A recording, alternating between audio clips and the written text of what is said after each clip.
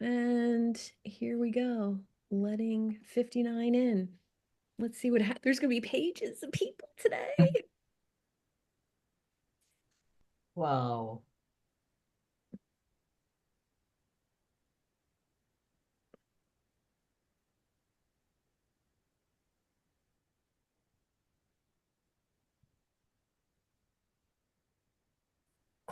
Ken Embry first in the room.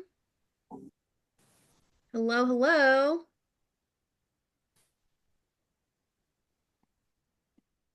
Where's everybody?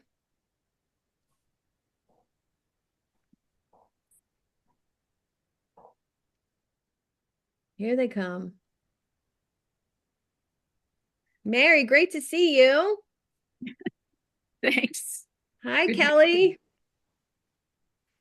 We're here for the pre-party. Welcome, welcome. Turn your cameras on for the full effect. You kind of scared us when you said that it's going to be cut off at X amount. Some of us are coming over from the other one that Jonathan was running right now. Well, that's kind of good. If you were leaving his meeting where he needs to be. He needs to be here now. So, He's not over yet. not yet. That's all right. He's a last minute Hannah. I've got a tree out or anything. Really? Oh my goodness. Welcome, welcome everyone. Kathleen, great to see you. Love your background.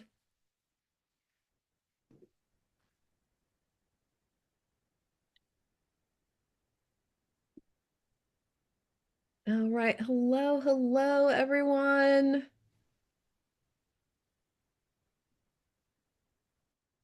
There we go. All right, for all you non-video participants, you're going to really not like me today because this is interactive. And when I see your face and when I know you're having a good time, or when I ask for feedback and I get it, you get more bonuses and you get more fun stuff that Jonathan and I created for you today. So before we get into it, and before we do introductions and all that fun stuff, there's the workbook for today. If you want to get prepared, there's the workbook. I will be resharing that. Don't worry. But make sure everybody grabs a copy of that. Gives you a place to take notes and follow along where we're going today. Jason Croft in the house. Welcome. Welcome, welcome. Great to see everyone. Extra bonus for those on camera. I just want to remind Three, you, two, one, ta-da. it's interactive and fun. If you're not on camera, you can't have fun with us. Right, Mike McQuillan? Right? Hey, Suzanne, you muted me. I was going to say, oh, I had the meaning of life figured out, but it just Oh, left okay. me. Okay. Okay, Zippy, your camera is broken. I love you so much, though I'll let it slide today, but let's get it fixed for next time. Duana's off camera sitting in a restaurant. Well, that's quite all right. We don't want you to starve or not be fed, so it's totally fine. All right, I share the workbook one more time so that you can get that all downloaded and ready to go.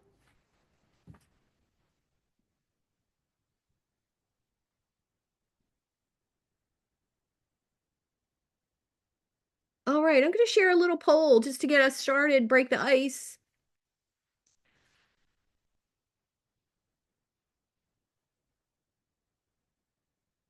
Okay, can everybody see that poll on the screen? Give me a thumbs up. Thumbs up, yes, awesome. Harry, great to see you. We're waiting for the other co-star of the show. He'll be here shortly because he's coming from one meeting to another. I was just in there. He's wrapping up a question. He is reminded, and he'll be here Nice, any second.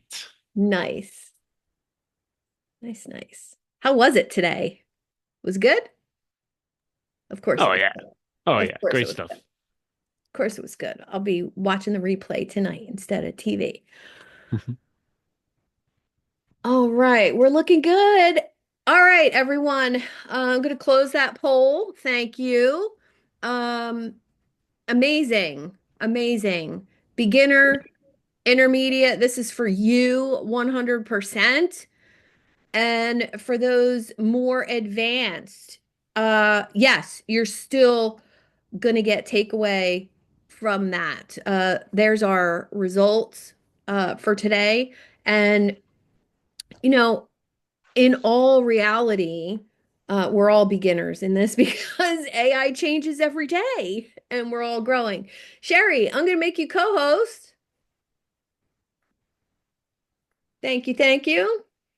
Thank you. No, thank you. All right. So far, anybody see Jonathan yet? Not yet. I tried to get him to drop sooner, but he wanted to make sure he covered everything. So you know how he is. I know, but we're going to get started. I'm going to share the workbook one more time for those of you just coming in. Now, there's going to be lots of interactivity and lots of good stuff shared in the chat. So right now, if you're here, go hit that button, save the chat. Jonathan has a couple special bonuses for you. You know, some good custom GPTs he's created that are only available here in this room. And I have a couple bonuses for you as well that will only be shared in the chat and the replay email. So not on social media bonuses. Workbook, download. That's just a Google Doc. You can download it to your computer if you would like. Gives you a place to take notes for today as well. There's Jonathan. Hi, Jonathan. Yes, just had to jump off another call that I think a bunch of people were on as well. So Yes, now just they're all finishing that. jumping over here. That's all right. We love that. That's great. So Yes. I'm excited about today. This is going to be so much fun. I know. I did a little poll before you jumped in and just on everybody's AI experience level. And it looks like we have about 52% in the room beginner and a large percentage of intermediate and then a couple more advanced. And I said something for everybody today. All right, I am going to keep admitting people. I'm going to spotlight Jonathan and myself. Spotlight. And let's see. Add a spotlight. Woohoo! There we are. Don't worry about admitting. I'll take care of it for you. Thank you, Sherry. You're the bomb. Faison, Sherry rocks. my LinkedIn guy is also co-host, so he's Yes. helping out with Yes. muting and unmuting and all that good stuff. So, first off, welcome. Super excited to be here today. I'd love to know where everybody is from. Light up the chat for me.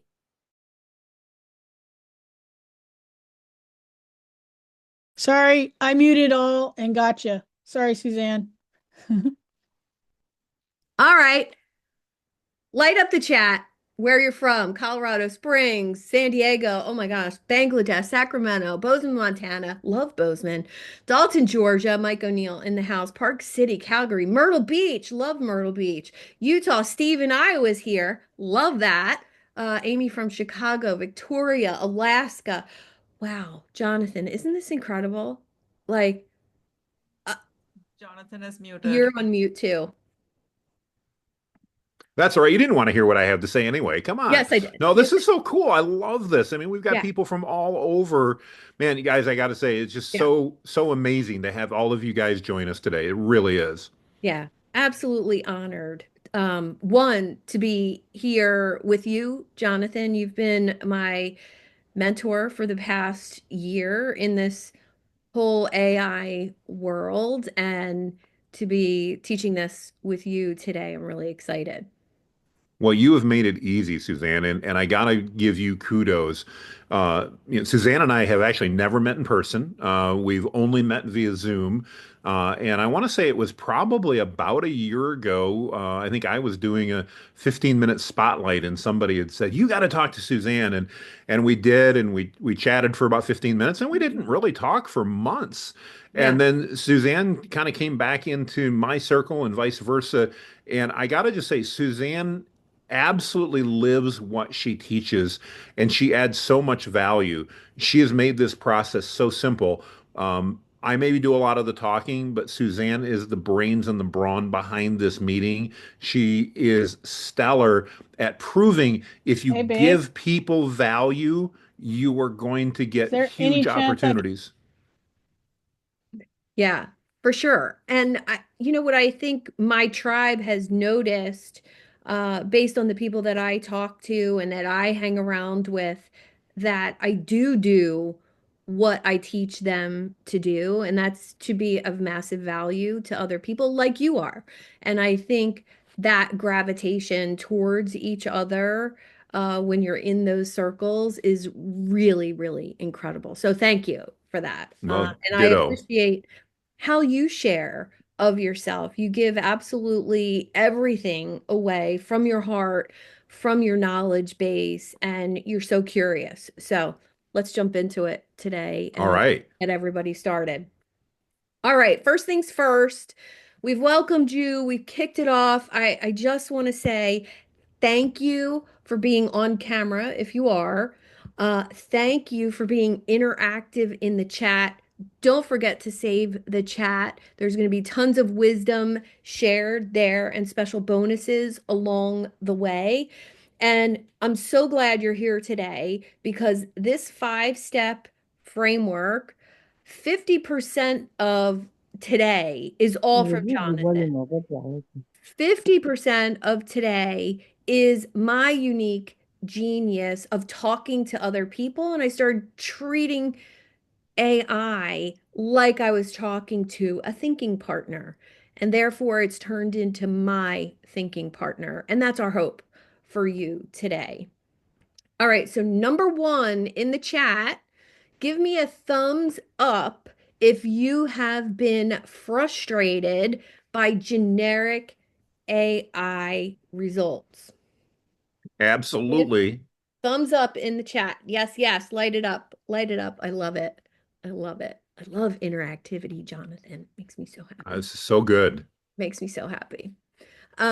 So even if you're frustrated with those generic results, I want to encourage you to grab a pen and a piece of paper or your workbook and write down this framework. Programming AI with your own voice, defining its expert role, providing clear context, and creating clear, actionable prompts, not too much at once, and then ending with ask me any questions that will help you clarify this. We're going to go through each step of that today and make sure you're fully prepared to do this on your own without prompt libraries and all of that nonsense. You'll be able to do this on your own. That's the goal. And I think what I'm most excited with is that this struggle for most people can be solved pretty easily, and you'll get much better results. Jonathan's going to kick us off with the brand voice piece because this really is the game changer, getting it to sound like you. One of my first blog posts that I did after the Topical Authority Challenge, I had 5 people reach out to me about the way it was written, and they loved it. And not even a question if that whole thing wasn't written by me, because it really was written by me in my tone of voice with my stories inserted. It was just so good. So, Jonathan, kick us off. Brand voice. All right. So, as Suzanne said, one of the biggest and most important things, we can all use AI, but we've all seen AI that's been written, social media posts, blog posts, whatever, and you look at it and you go, oh, yeah, they just copy and paste it out of ChatGPT. There is no better way to lose credibility in my mind than to go to ChatGPT or Claude or any of them and create content and just copy and paste it and have everybody look at it and know that that was AI. So that means AI is useless, right? Well, no, it's not. In fact, all we need to do is we need to train it. And there's so many ways to do that. We're going to give away, or I say I'm going to give away today. One of my giveaways is I'm going to actually, a number of you have taken the self-scribe challenge that I have, and I'm not going to give the whole challenge away, but we've got a tool from that called our self-scribe interview, and we're going to give that away to everybody on the call today. And here's what that's going to do for you. It's going to interview you and ask you a series of 10 to 15 questions. Now, before you roll your eyes, it's only once you got to do this, and it's only 10 to 15 questions. And based upon that, it's going to give you what I call a prompt snippet. It's going to basically be a couple lines. It kind of looks like computer code. It's not really, but a little bit. And it's a snippet that you can use on any prompt, on any AI tool to tell it, write in my tone and style. And yours will be different than mine, which will be different than Suzanne's, which will Yeah. be different than Sherry's, which is going to be different than Faizan's. They're all going to be unique. And here's the beautiful thing. Now, when I go to write a social media post or a blog post or a memo or anything that I'm going to use where I'm creating content, even a video script that you're going to create, when you use this prompt snippet, it's going to go ahead and make it super, super related to you. Because here's the cool part. When you do this, you're going to get about 2 to 3 lines worth of, like I said, look at all them look like computer code. What that means to ChatGPT is literally pages and pages and pages of context about what they know about your personalities, about your love languages, about your strengths, all of these things that'll come together that make a huge, huge difference across the board. Now, before I give that away, if anybody's on the call and they're like, Jonathan, I can't wait, I got to do this right now. What do I do? Well, you can go right now out to 16personalities.com and you can take the simple version. Now, self-scribe is going to give you a lot more information. But if you're like me with ADD and you absolutely can't wait and you can actually do 3 things at once with AI, you can go out to 16personalities.com and you can take their free personality test. And it will absolutely, it's going to give you a 4 letter code, and you can use that code, just like we're talking on the self-scribe code, to put in any prompt. And here's the beauty. It doesn't really matter where you put it. You can put it at the beginning, you can put it at the end. All you're literally going to do is, in my case, I'm going to say, we're going to follow the prompt framework, Suzanne. So you're an expert copywriter who specializes in writing social media posts.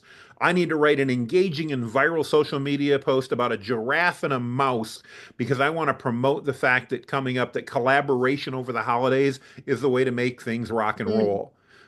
And I want to here's the format I want it in. I want this to be put in a, top 4 reasons that collaboration matters and why a giraffe and a mouse can be our best example. And oh, by the way, here's my tone and style. For me, that's going to be, if we use the 16 personalities, ENTJ, those 4 letters. That's all I got to say. And then, oh, by the way, ask me any questions that you've got to help me help clarify. And when you do that, now you're going to get a really cool, really engaging social media post, ironically, about a giraffe and a mouse that talks about collaboration, but's written in a tone and style that everybody but maybe your spouse will know is you. And that's what's so cool about it. So that's the quick overview. Suzanne, where do you want me to go next? Well, I think what's really key here is you're touching on this, one piece of tone and style. And I think the next really logical place is if someone is unclear on who they are and what they offer and who their ideal client is, this is going to make it a little more difficult. So, what do you say about clarity with how to act as, your AI thinking partner, telling it to act as if they are the expert copywriter or the expert business coach. When you don't know who you are and what you offer and what you're trying to sell and all those Mm. things, how do you go about doing that really? Great question. Well, one of my favorite things to use AI to do, and I'm going to talk, by the way, if you guys are new to me, I'm going to talk about ChatGPT a lot. You can input Gemini, Claude, Perplexity, Llama, Meta, pretty much across the board. They'll all work. But one of my favorite uses for AI when I don't have the answers, and, Personal and profile Suzanne knows me well enough, that's is a currently lot that I don't generating have the me answers. $1.5 million a year. We Oh, This is month to date, could so you only on the please mute 23rd, and we're at whoever's talking? $107,000 worth Hello, revenue thus far. hello, hello. There we go. Okay, thank Muted. All right, there we you. go. Great, thank you. So, as I was saying, one of my favorite uses when I don't know what to say, there we go, is to go ahead and have it interview me. Mm, So I literally start off by saying, here's my objective. So let's say, Suzanne, great question. I'm not sure who my audience is that I should be targeting. So I can say, we'll assume I'm a roofer, probably the farthest thing from the truth, but that's all right. I'm a roofer in Jacksonville, Florida, and I need help understanding who my target audience is so that I can create marketing materials that'll resonate with them. ChatGPT, please interview me. And by the way, this is what I'm literally going to say or type. Talk to it like you would a human. Please interview me and ask me the questions that you need to know to gather the information so you can help me determine who is my target audience and how I should advertise to them. And the most amazing thing's going to happen. It's going to ask you questions. You're going to respond, and it's going to act like your own personal consultant to share mm, information with you. yeah.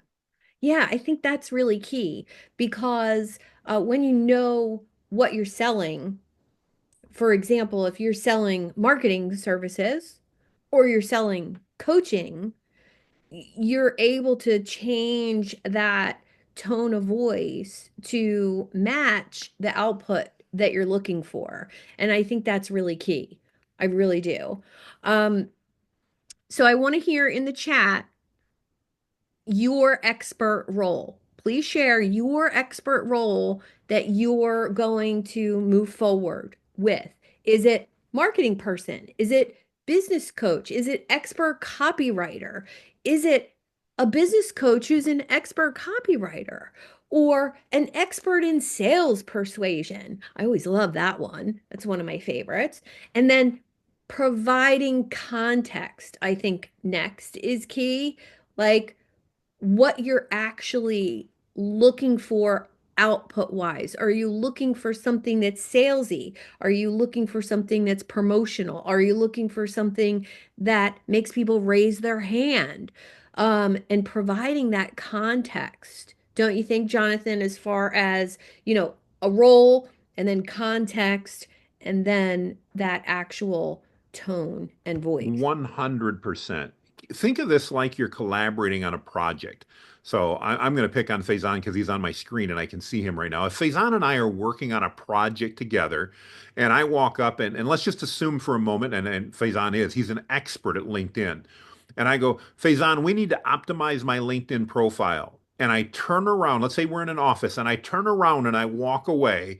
And Faison's like, hey, Jonathan, just a minute. I got a question for you. And I go, no, Faison, figure it out. You got it. Now, Faison's brilliant at LinkedIn. By the way, so's ChatGPT. It knows a lot about LinkedIn.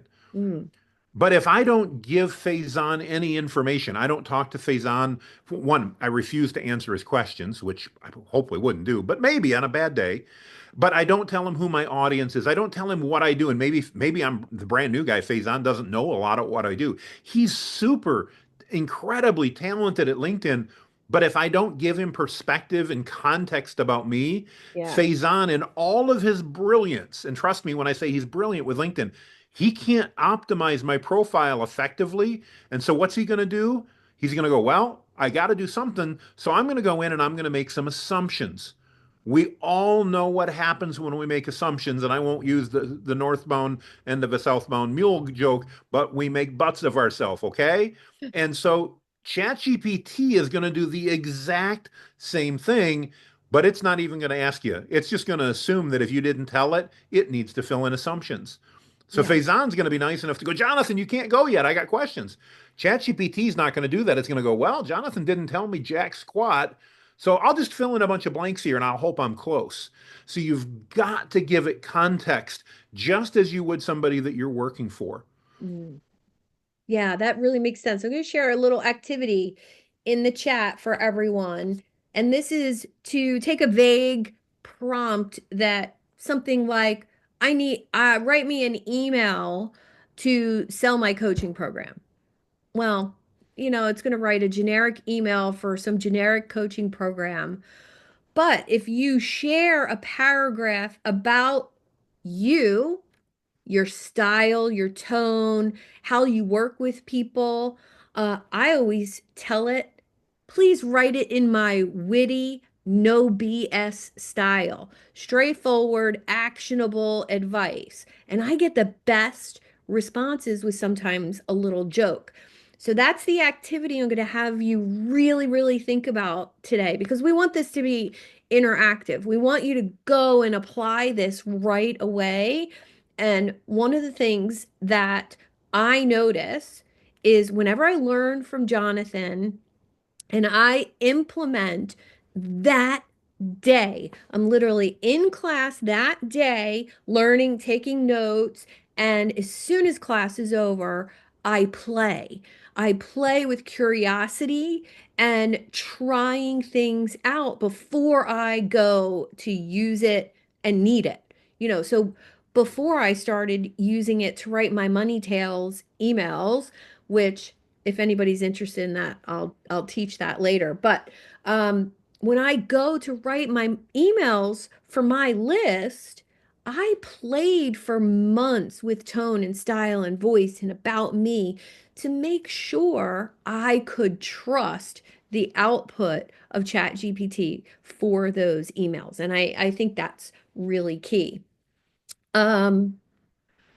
Cardwell's asking, chat knows what BS stands for? Yes, it does. Yes, it does. And it's pretty funny when it says some jokes for me.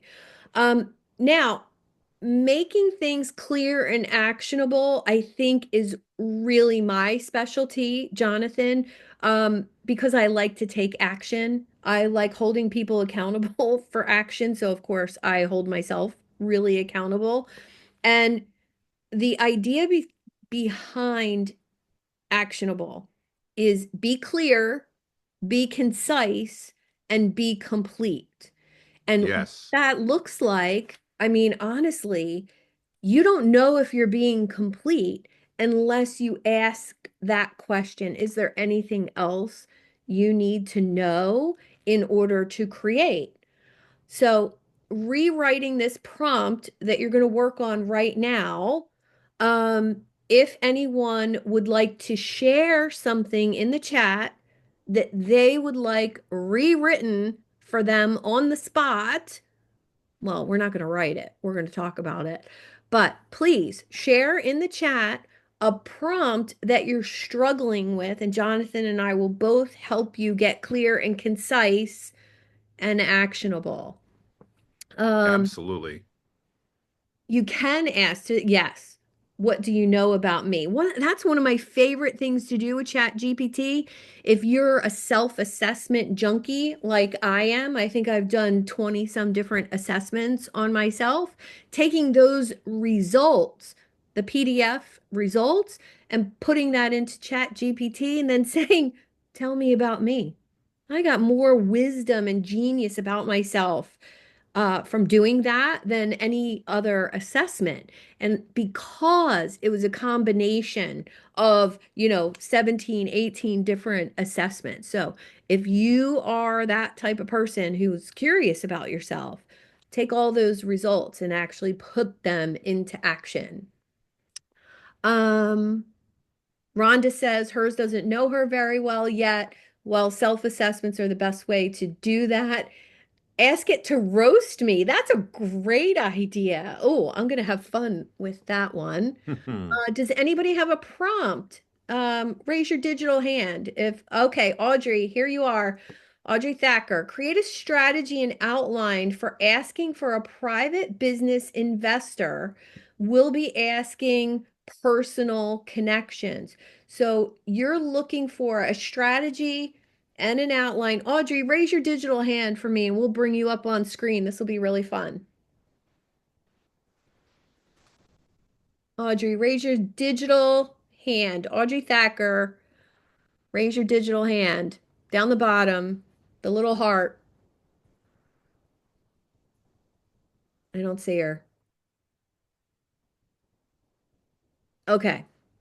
All right, Audrey. Well, if you're being shy today, You it's might have scared her, Suzanne. okay. I have that tendency to scare people, but we're still going to answer that question because this is a really cool prompt.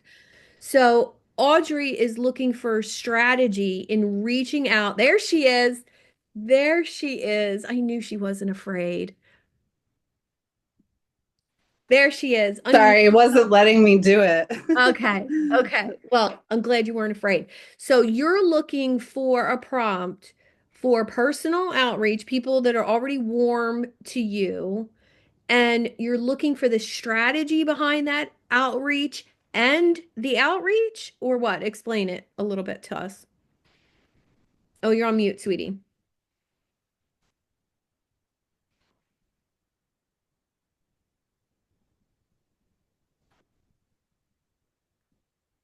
There, please unmute. No?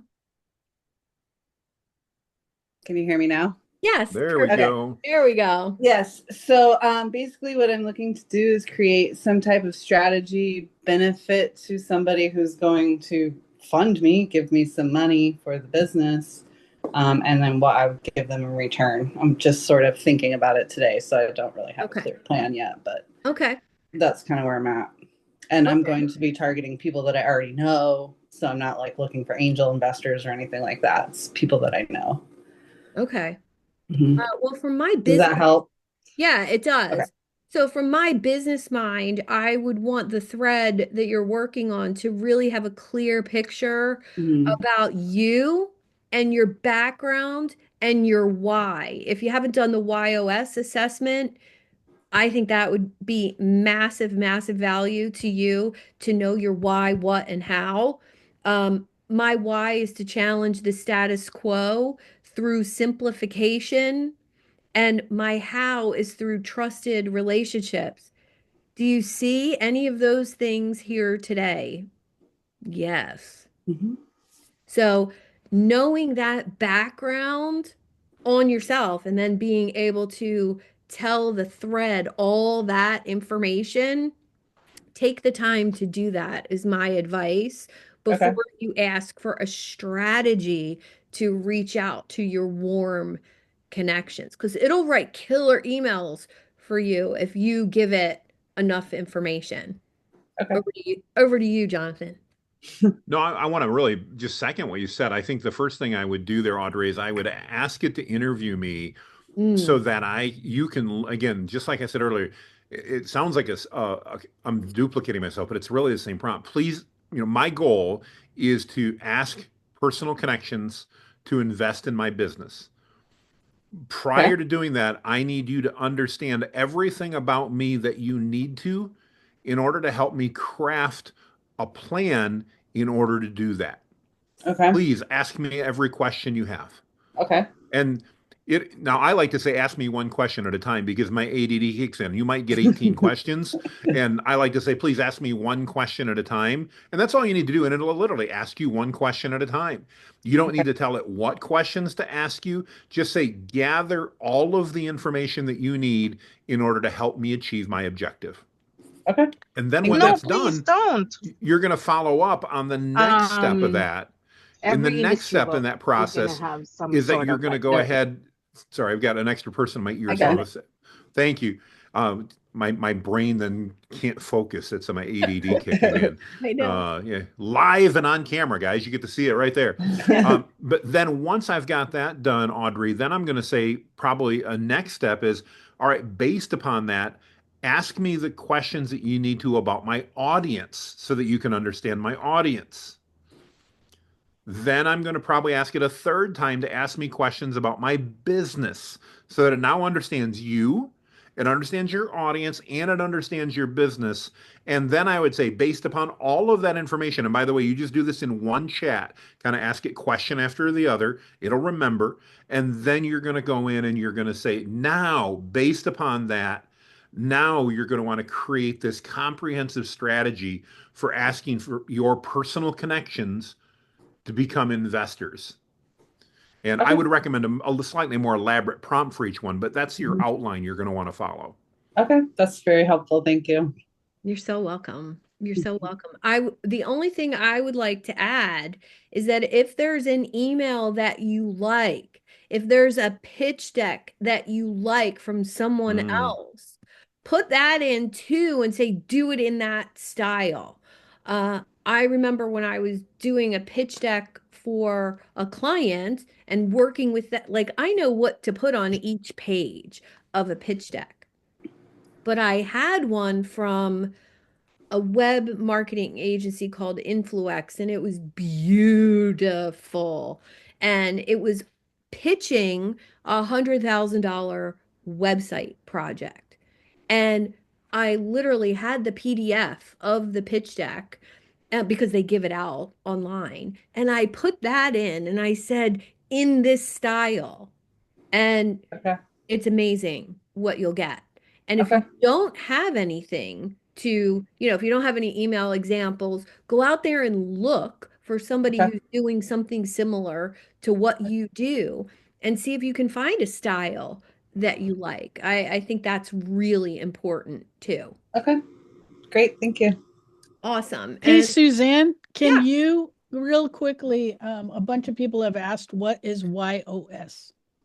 YOS is actually an assessment that was developed by a dentist, Gary Sanchez, and he spent, I don't know how much time with Simon Sinek after Sinek wrote his book Start with Why.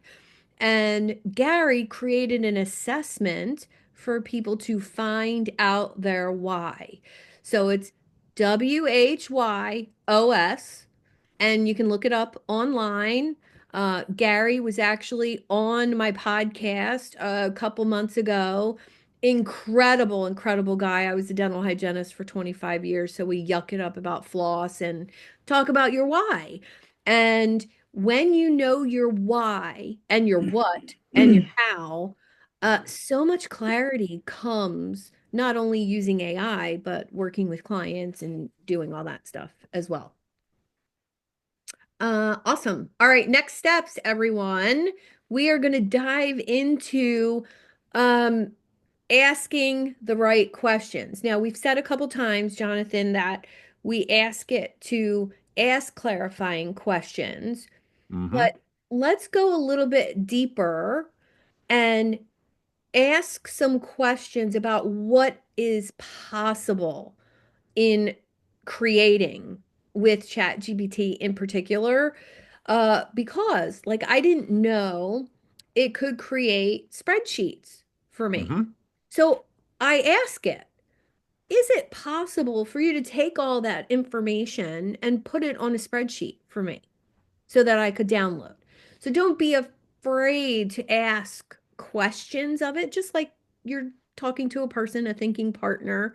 What would you say about doing more of that, like seeing what's possible with what you've created? That's an excellent recommendation. I think I've probably learned more about what AI will do by having a problem or a something I wanted to solve and literally going and asking it, here's my concern, here's my problem, my objective, here's what I need to do, here's what I have. How should I go about doing this? And it's amazing how many times that it will then tell me, and then I can say, how can you help me do that? And it will then say, well, if you give me this data, I could do these things to it. I could do this type of analysis. I could share it with you in this format. All of that type of stuff.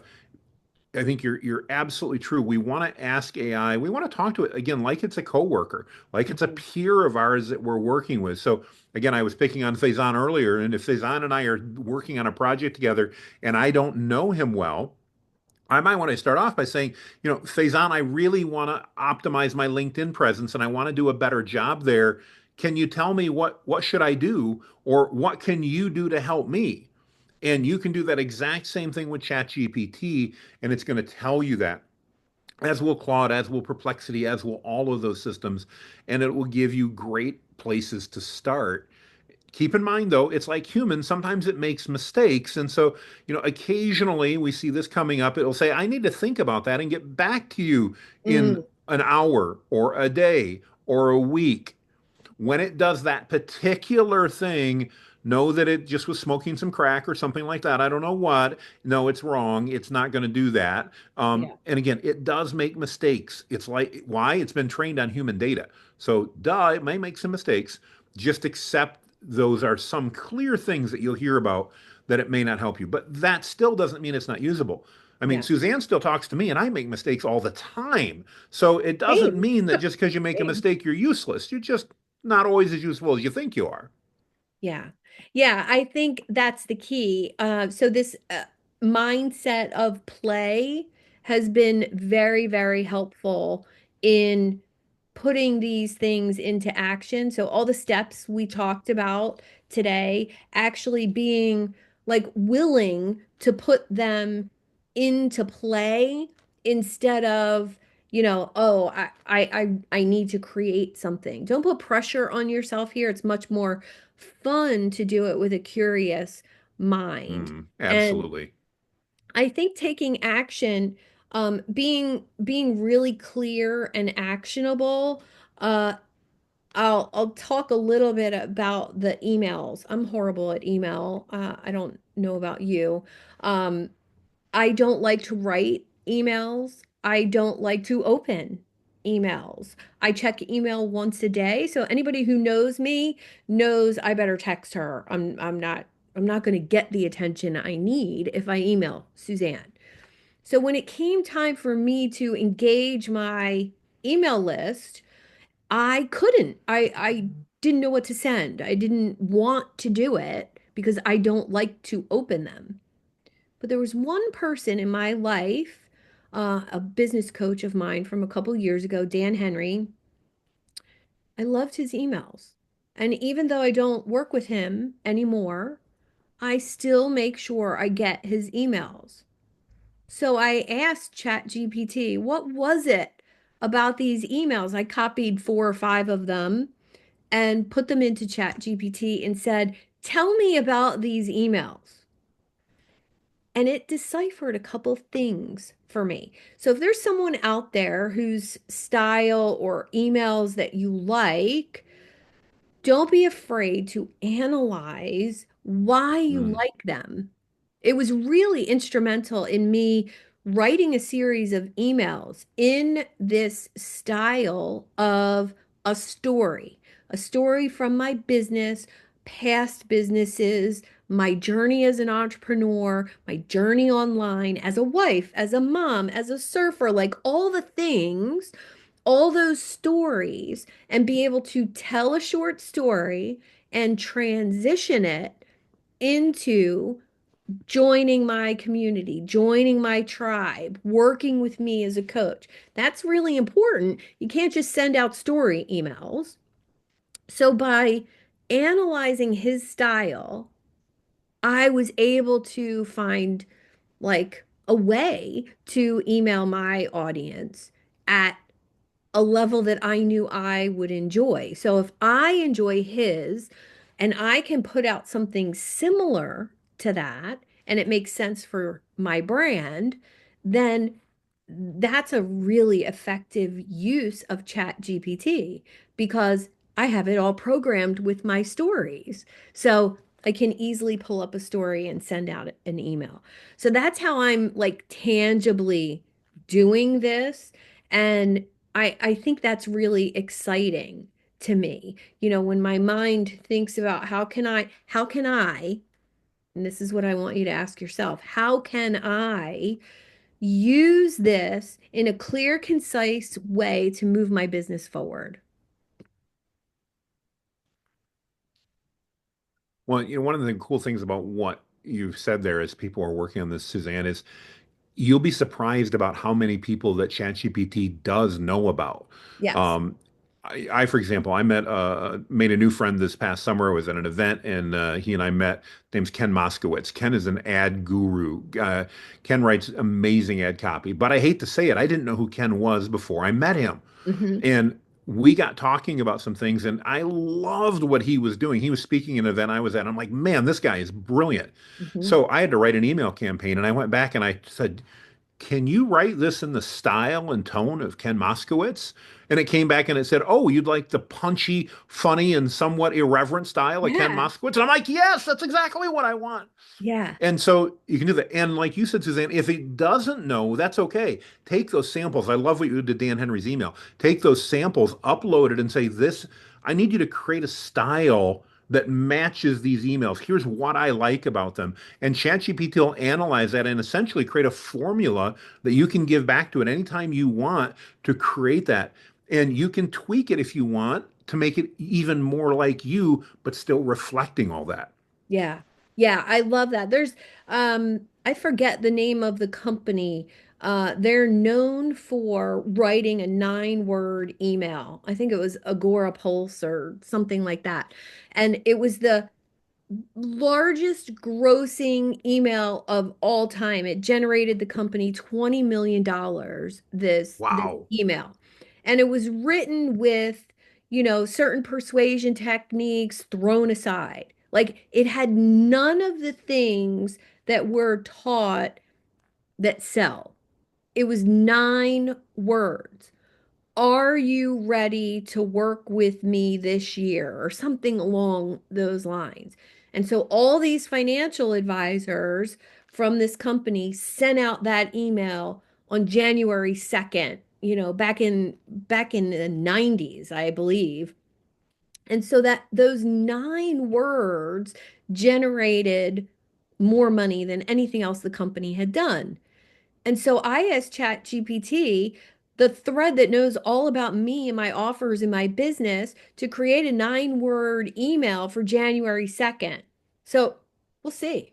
We'll see how it turns out, and I plugged in that style of email. So it's really, really fun to experiment with things like this. Um, there's a couple questions in the chat. Sherry, if you just check those questions and see if we could address any of those Yeah. things. There's actually a really good one from Rod Hmm. asking about the training files and the instructions, which is an amazing question. Jonathan, I'll let you take that one. Can you give me a little more detail on that one, Sherry? I Yeah, didn't see so that one. he's talking. So if you're creating a custom GPT Yep. and you have your custom instructions and you have your training files, Ah, what yes. is the difference? Great question.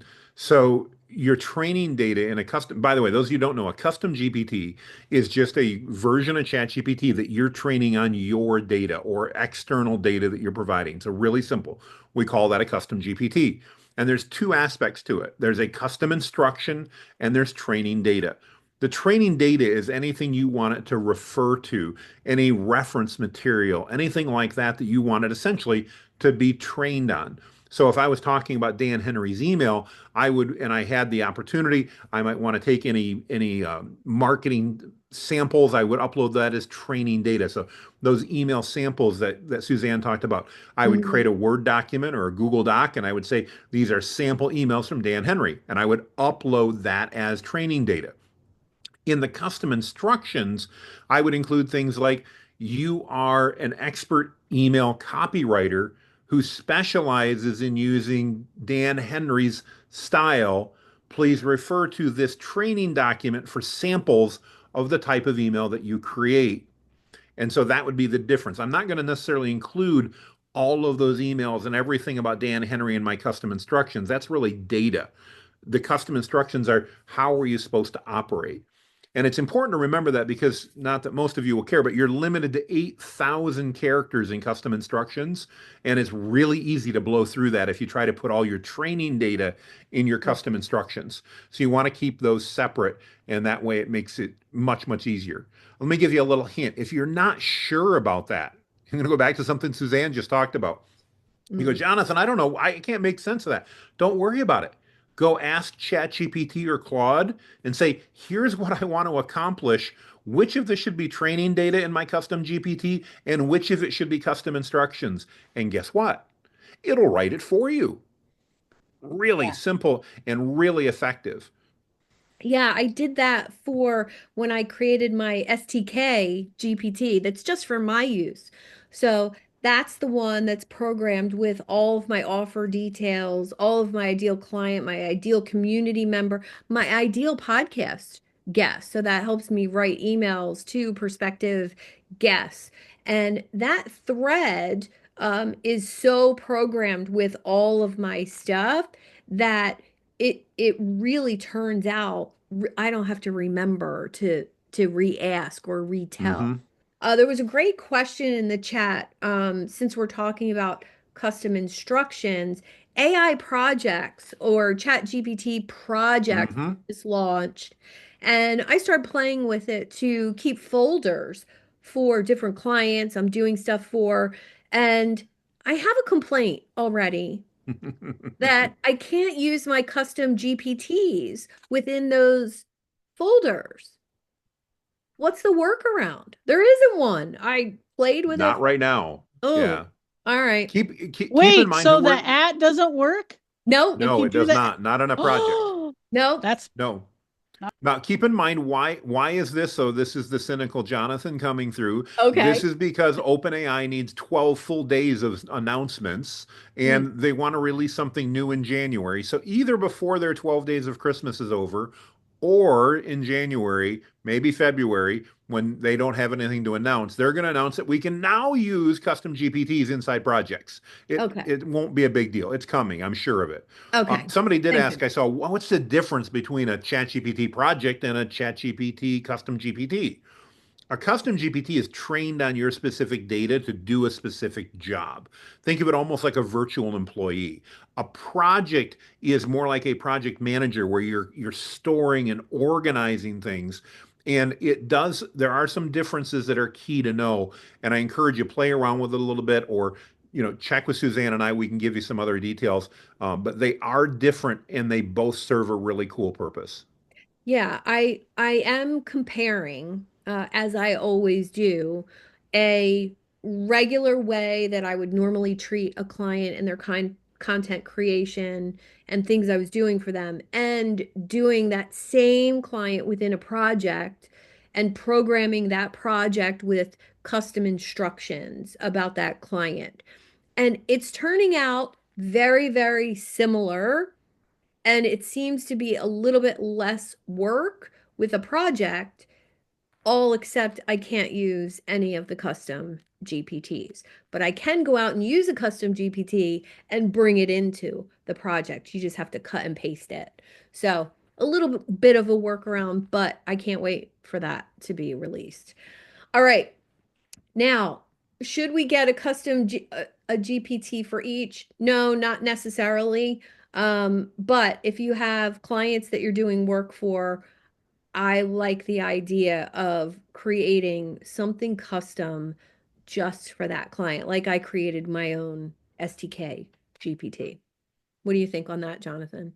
Well, it's actually, I think, a really good example of when to use a custom GPT and when to use a project. So if I'm creating content for a client, I probably want to create a custom GPT that's trained on that client's style and their tone and their brand and their product information. Because what I don't want it necessarily to do is I don't want it to remember everything about every email campaign I've done when I go back into it. I want it to know this is the base data about this client and I want it to use this all the time. So that's a custom GPT.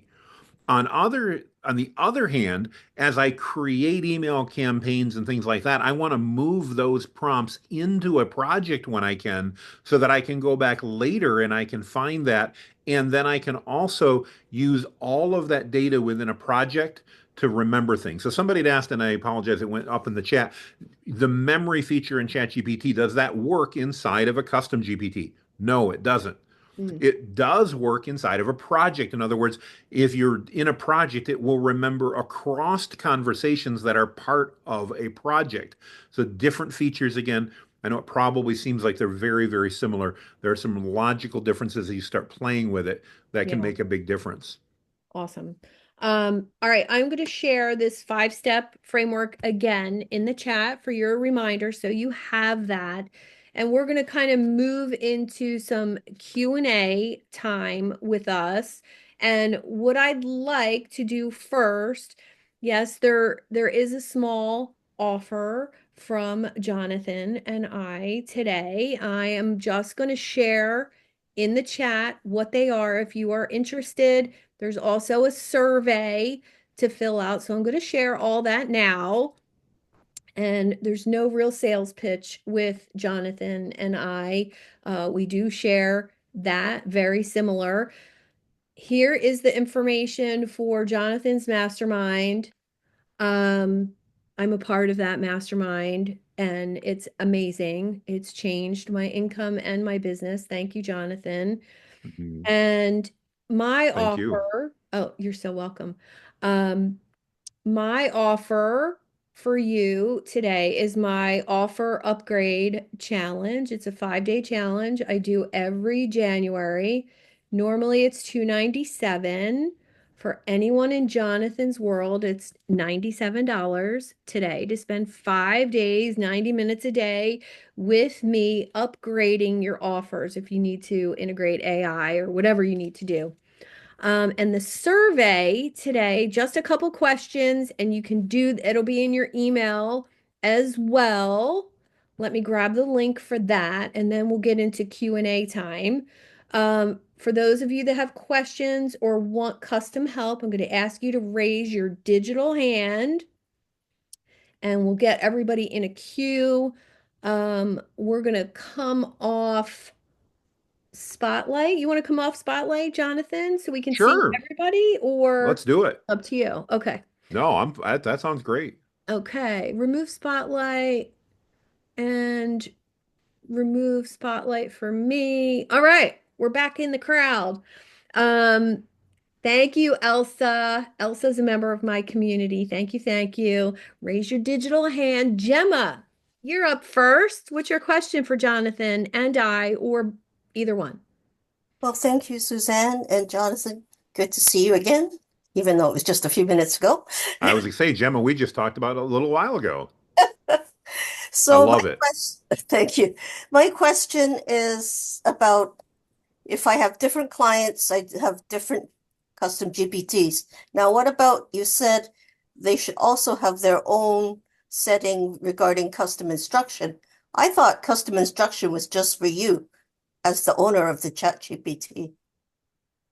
Good question. So probably just some, and I may have misstated it. I apologize if that's the case. So your custom GPTs will have custom instructions that make them up.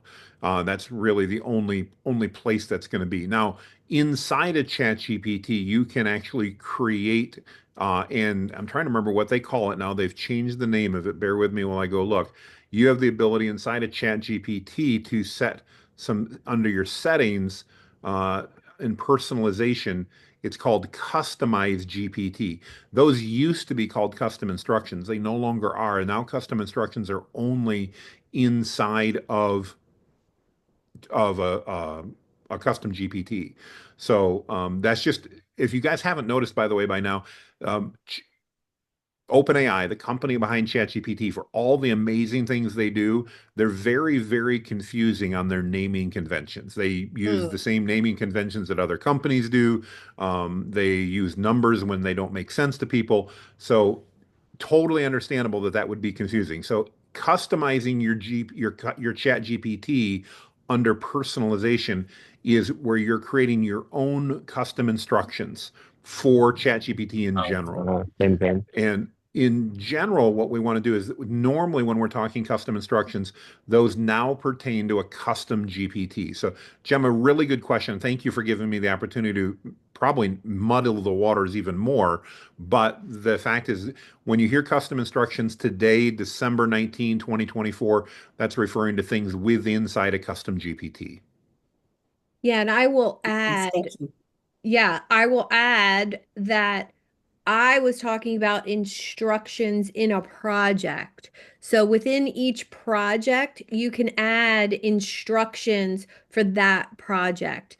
And that's when I added information about the client that that project was for. So sorry about that.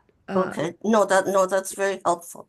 I haven't tried projects yet, so I'll Yeah, check it that was out. fun. It was fun to Thank play you. with it. All right, let's go to is it Cinta or Cynthia? Thank you. You got Cynthia. Okay, beautiful. My question is, I've heard the term agent, creating an agent for a client. Is that the same thing as a project or not? You want to go first, Suzanne, or you want me to on that one? I'm confused. I'd rather hear your explanation first. All right. Well, so Cynthia, this is really similar to what we were just talking about with Gemma, where there's a lot of confusion in terms out there. So let me tell you what I believe to be the industry standard, and keep in mind that not everybody follows that industry standard. Generally, when we're talking about an agent, what we're talking about is a AI model combined with an automation of some sort. That, in other words, I can say, when this happens with inside a ChatGPT, I need you to do this via an automation. Or when a new customer comes in and fills out a form, I want you to send that data automatically. I want to create an agent that sends that to ChatGPT to automatically do something, and then I want to send it back to somebody else in my office. That process would be considered an agent. Now, there are a lot of people that I know that call custom GPTs agents. There are a lot of people I know that call custom GPTs personas. There's some that call them avatars. So unfortunately, there's a lot of confusion about what word means what, and I know that doesn't help, but from a practical perspective, I find if you look at agents as something that involve automation and AI together, it will generally make more sense. It's like Zapier and GPT together. Exactly. Yeah. Okay. So imagine you had a customer that came in, Cynthia, filled out a form, and you were, let's just say you were a chiropractor, and they filled out a form, and you wanted to go ahead and automatically, based on that form, write them a welcome email, and you wanted to put something in their file packet for onboarding. You could take that form submission, send that over to ChatGPT, have it write the email, have it sent to a custom GPT to create your onboarding form, have it take those results and email them back to your office manager, all as one process, which would be considered an agent. Oof, okay. I guess that would take a lot of coding to make it happen, yes? Not a lot. No, that's really with Make and Zapier nowadays. Those there's others, Pabbly, and there's some other things like that. Most of that can be done in a relatively drag and drop type interface. So even non-programmers like me, and Dale, I know, has got his hand up. Dale knows I don't know anything about programming. We can generally even figure that out. It's pretty easy. Oh, thank you. Yeah, that's really fascinating. The idea that now that's so accessible to people like me who like to play with these things but aren't necessarily a coder. So there's so many different resources. We could probably talk about that for a whole 90 minutes on Oh, Cake absolutely. and Zapier, and I'm playing with MindPal and all of those fun things. Let's go to Rod. Hey there. So I've got a question. This is back to the training files. So I have probably 10,000 pages of industry standards that we need to follow. And so it's getting crazy, right? So how would you deal with that in a custom GPT?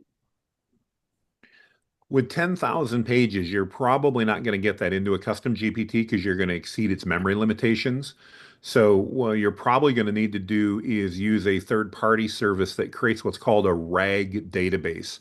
And without getting into the water or the weeds too deeply, it's basically a dynamic database that when a question is asked, it can go reference the database, but it doesn't keep the whole database in memory. If you know RAG databases, don't jump on me for being not technically correct. If you don't know RAG databases, that's all you really need to know about them at this point. So yeah, you'd want to probably use a third-party solution that allowed you to do that. There are some solutions like Typing Mind that may get you there very easily. Magi, which is a aggregator tool, just released some features to do some of that. And then there are lots of like no-code solutions like Bubble and things like that that would also allow you. But essentially, it would have to those documents would probably need to be in an external dynamic database. Awesome. Thank you. Appreciate Yeah, it. and I would add if you're somebody like me who reads a lot or you have a lot of information that you want to incorporate, if it doesn't need to be specific to reference the material, you can use something like Notebook LM to Yeah, good upload, recommendation. 50 sources. And I'll give you this example. I've read so many sales books, and I got book summaries and PDFs of those books and loaded it all into Notebook LM, and then basically had it create a study guide for me on authentic sales. But I also threw in some information about manifestation and visualization and being in a high vibe state to attract people to you. Combine that with all the sales information, created a study guide and then an outline, and then a sample course and a couple workshops, all with Notebook LM, and then refined the content over in Chat GPT. So I had actually read all of those books. So technically, all of that information was in here, but getting it in a place where I could actually use the information, that was key. So if you don't have, with medical, dental, legal stuff, you need to be referencing actual databases. You can't do stuff like that. But I hope that helps. Thank you. You're welcome. All right, let's go to you, Dale. All righty. First of all, Jonathan, it was put in the chat that I must be your long lost brother. I'm sorry, Dale. I mean, I don't mean to do that to you. No, that's fine. Okay. I saved several things on Facebook to like the videos and posts and everything that I have that.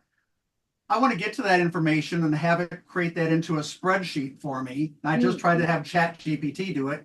And it said, no, we can't get into your account and everything. So is this something I'm going to have to use something like Make with that? Because if it'll get in there and post for me, I'm guessing it'll get in there and read as if it's me. Well, what's it all the depends on outcome Facebook. Yeah. Sorry, go ahead, Suzanne. I was just going to say, what's the outcome you're looking for, Dale? Well, what I'm trying to do is I'm trying to create my own database of all the posts that I find valuable that I could then search against as if it's my own GPT. Well,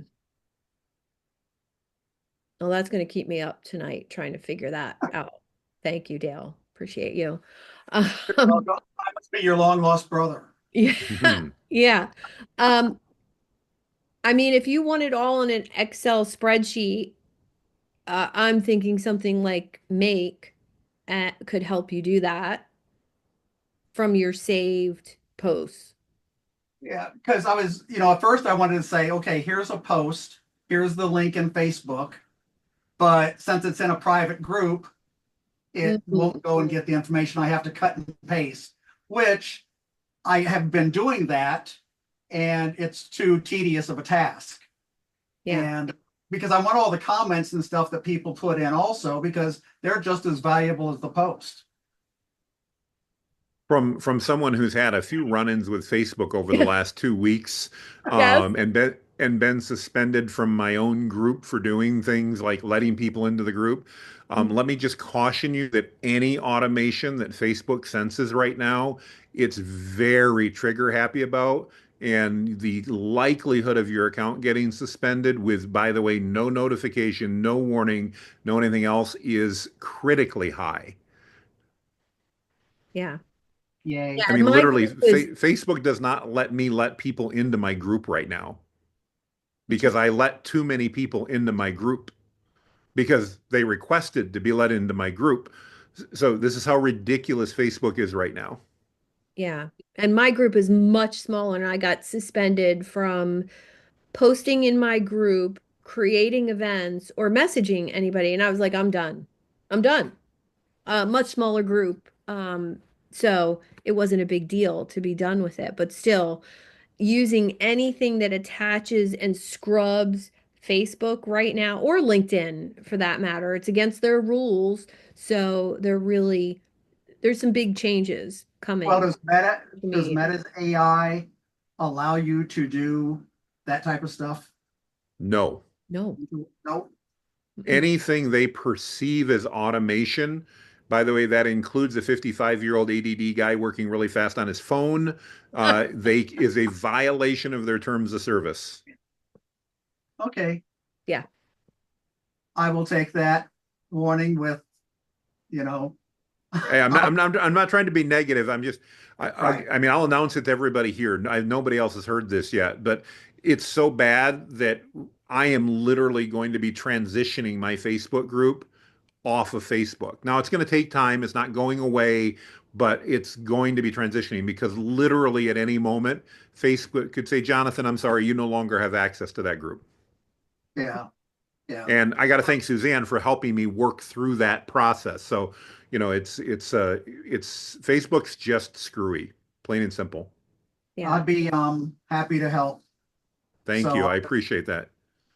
I've done some things. After all, you know, you're my long lost brother. I would only be right, right? Yeah, it would only be fair. We have the handshake.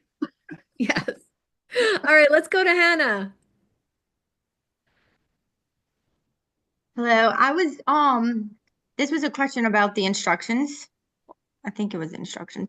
But like what I noticed prior to really getting involved with AI, I was playing around with ChatGPT and I started, I had all these different chats going on. But what I started asking them was like based on our interactions, like everything that I've chatted with you about, can you talk, can you write it from this perspective, or can you create something in this manner for me? So for example, I like to create Bible studies and I do a lot with just studying the Word of God. I like to like dissect it. And so it basically has helped me create like different outlines and different plans.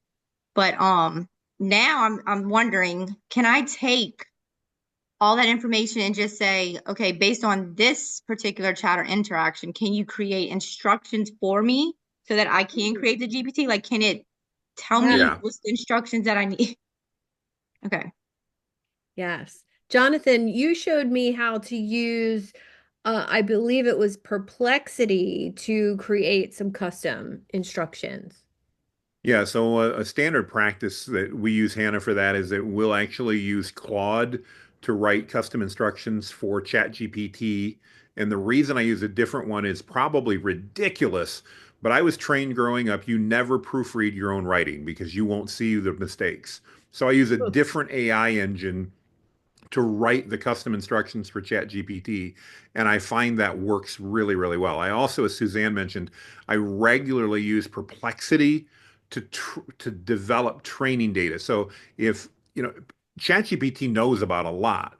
I used an example earlier. You were talking about Dan Henry. It knows a lot about Dan Henry. But if I'm creating a GPT to write emails in Dan Henry style, it'll do an even better job if I go ahead and upload samples of Dan Henry's data and I upload overviews of how Dan Henry does his emails. Even though it knows that and has been trained on it, it's like reminding it. It's like, when you're prepping for that quiz when we were in school and you brought your cheat sheet in with you, not to cheat off of, but because just before the teacher said, put everything away under your desk, you were going to look at that to try to remember it at that last possible minute. That's really what we're trying to do with custom instructions a lot of time is help it understand those key things. Yeah, great tip. Great tip. Let's go to Mary. I'm sorry, I'm over here laughing where he said Perplexity has hallucinated on him lately. That was funny. I just wanted to say, Jonathan, I feel you with the Facebook groups.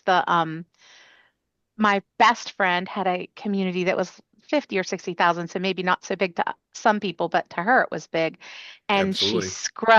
she scrubbed some emails in Instagram, which is linked directly to Facebook.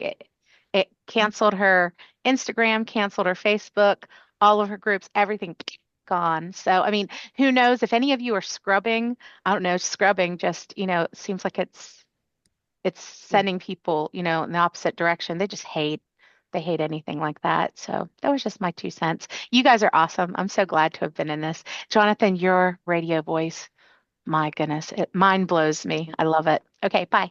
And thank you, Mary, Suzanne. I really appreciate you. You're welcome. I would You're say welcome. compliments will get you everywhere, Mary. So thank you.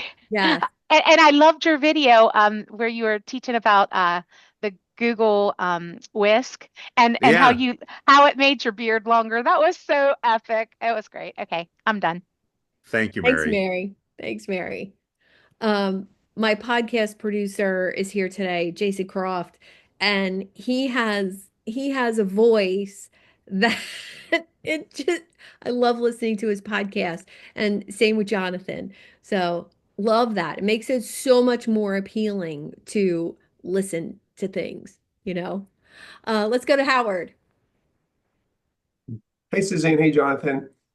My question is, I know you spoke earlier about being able to access databases because I sell voice AI and AI chatbots.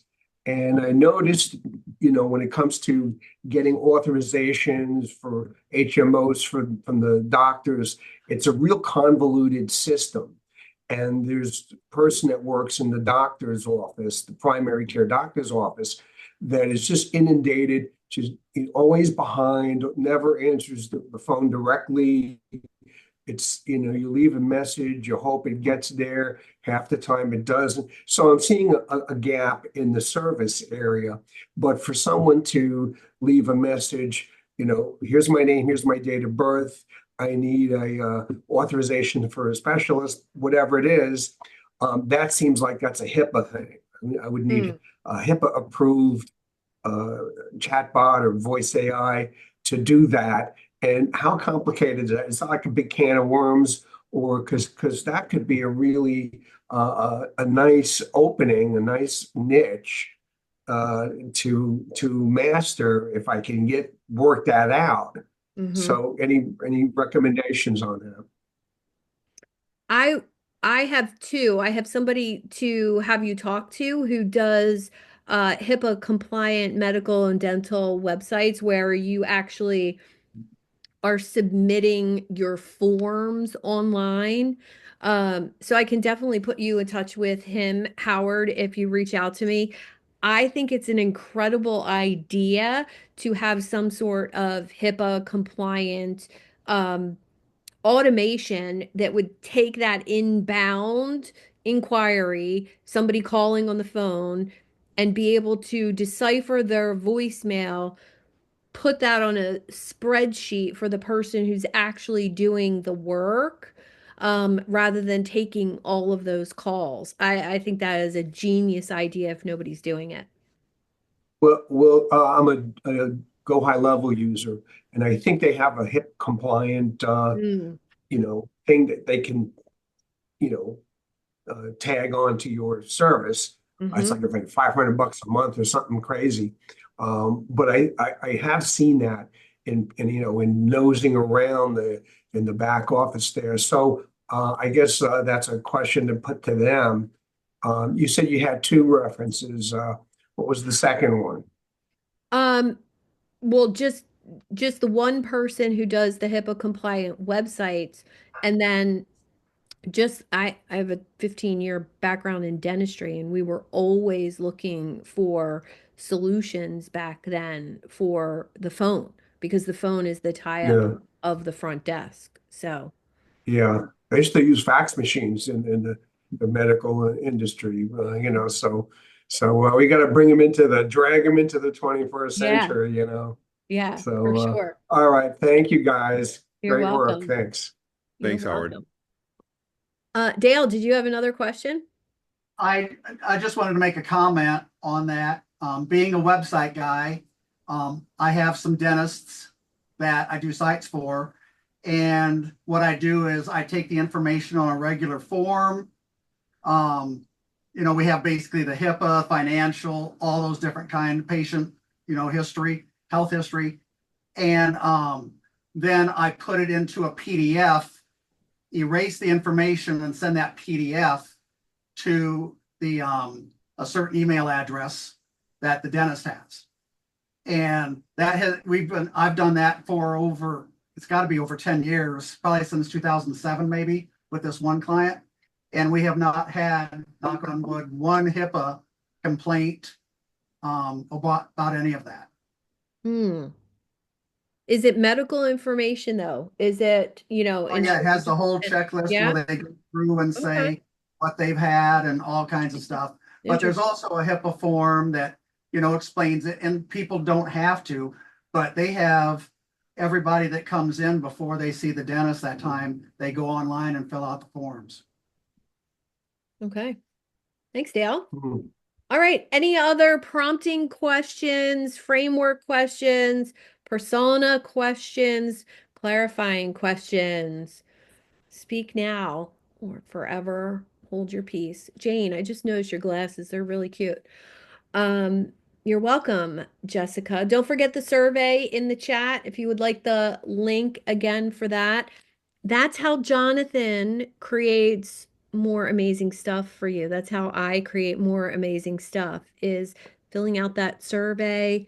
And what I love to do at the end of events is go rapid fire around the room and get your biggest takeaway. But Stephanie has a question, and then we're going to do biggest takeaway. Stephanie.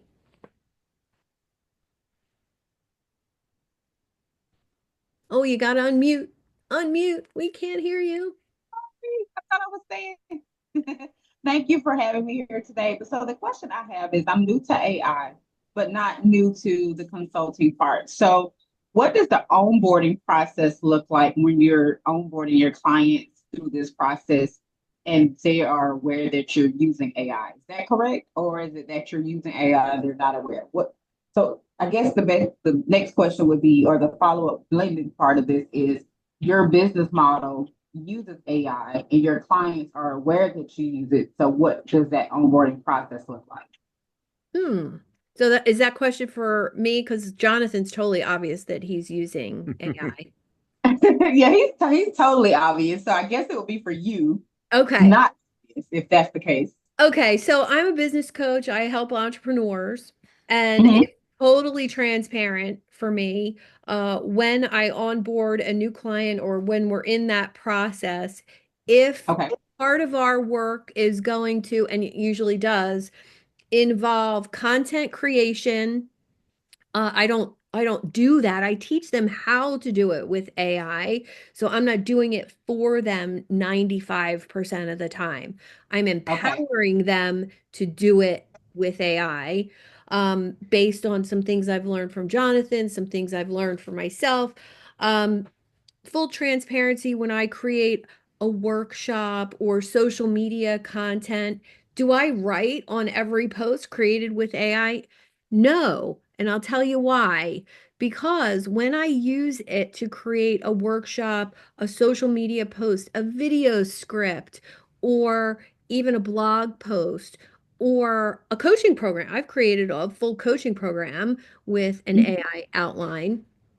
I don't typically say, oh, this was created with AI, because I'm reviewing it and it's coming from my knowledge base, what I'm creating.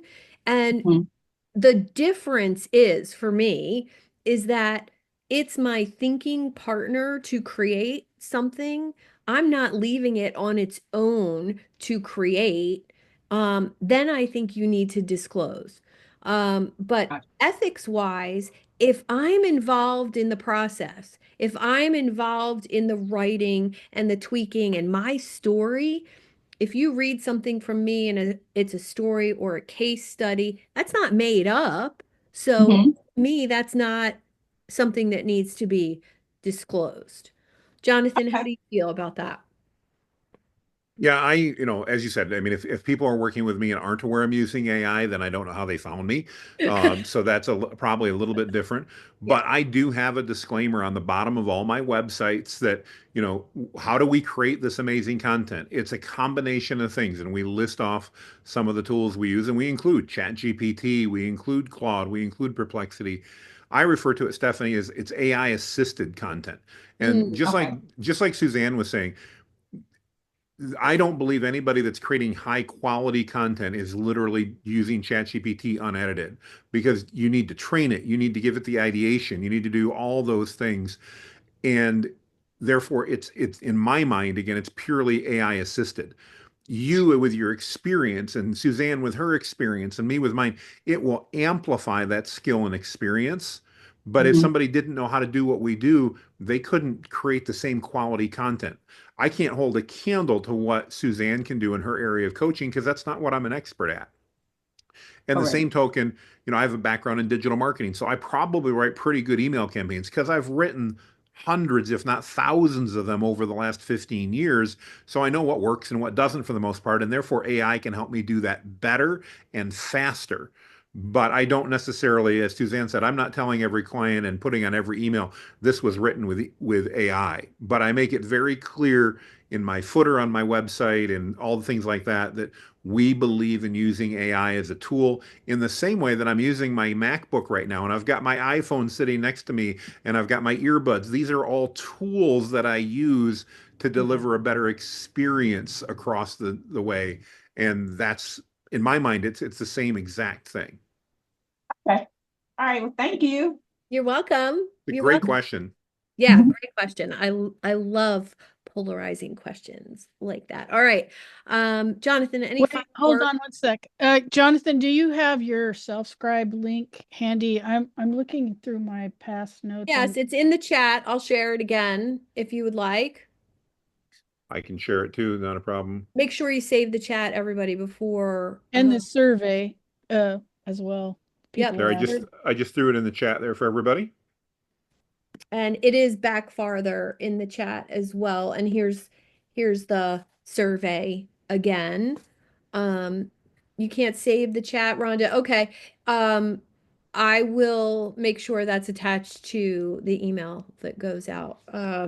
You'll get my AI summary of today's meeting. Plus, you'll have the workbook. Plus, you'll have my notes. I always include my notes. So, full transparency, anytime you do anything with me, you get all my behind the scenes, run the show notes. And there's always little juicy bits of wisdom in there. And, Jonathan, anything to say before we do a big takeaway from today? One last thing, I saw a number of questions about this come up, and it's about, as if you're an agency, especially, and you're working with clients, how do you keep ChatGPT from messing up and intermingling? Turn memory off. If you're working with clients and ChatGPT, I know you don't want to hear it, but turn your memory off and create custom GPTs for each of your clients, like Suzanne was talking about earlier. If you leave your memory on, it's not going to understand the difference between what Jonathan does, what Suzanne does, what Sherry does, what Fazian does. It's not going to understand. It's going to intermingle, and you will embarrass yourself. I promise you. At worst, at best case, you'll just create extra work.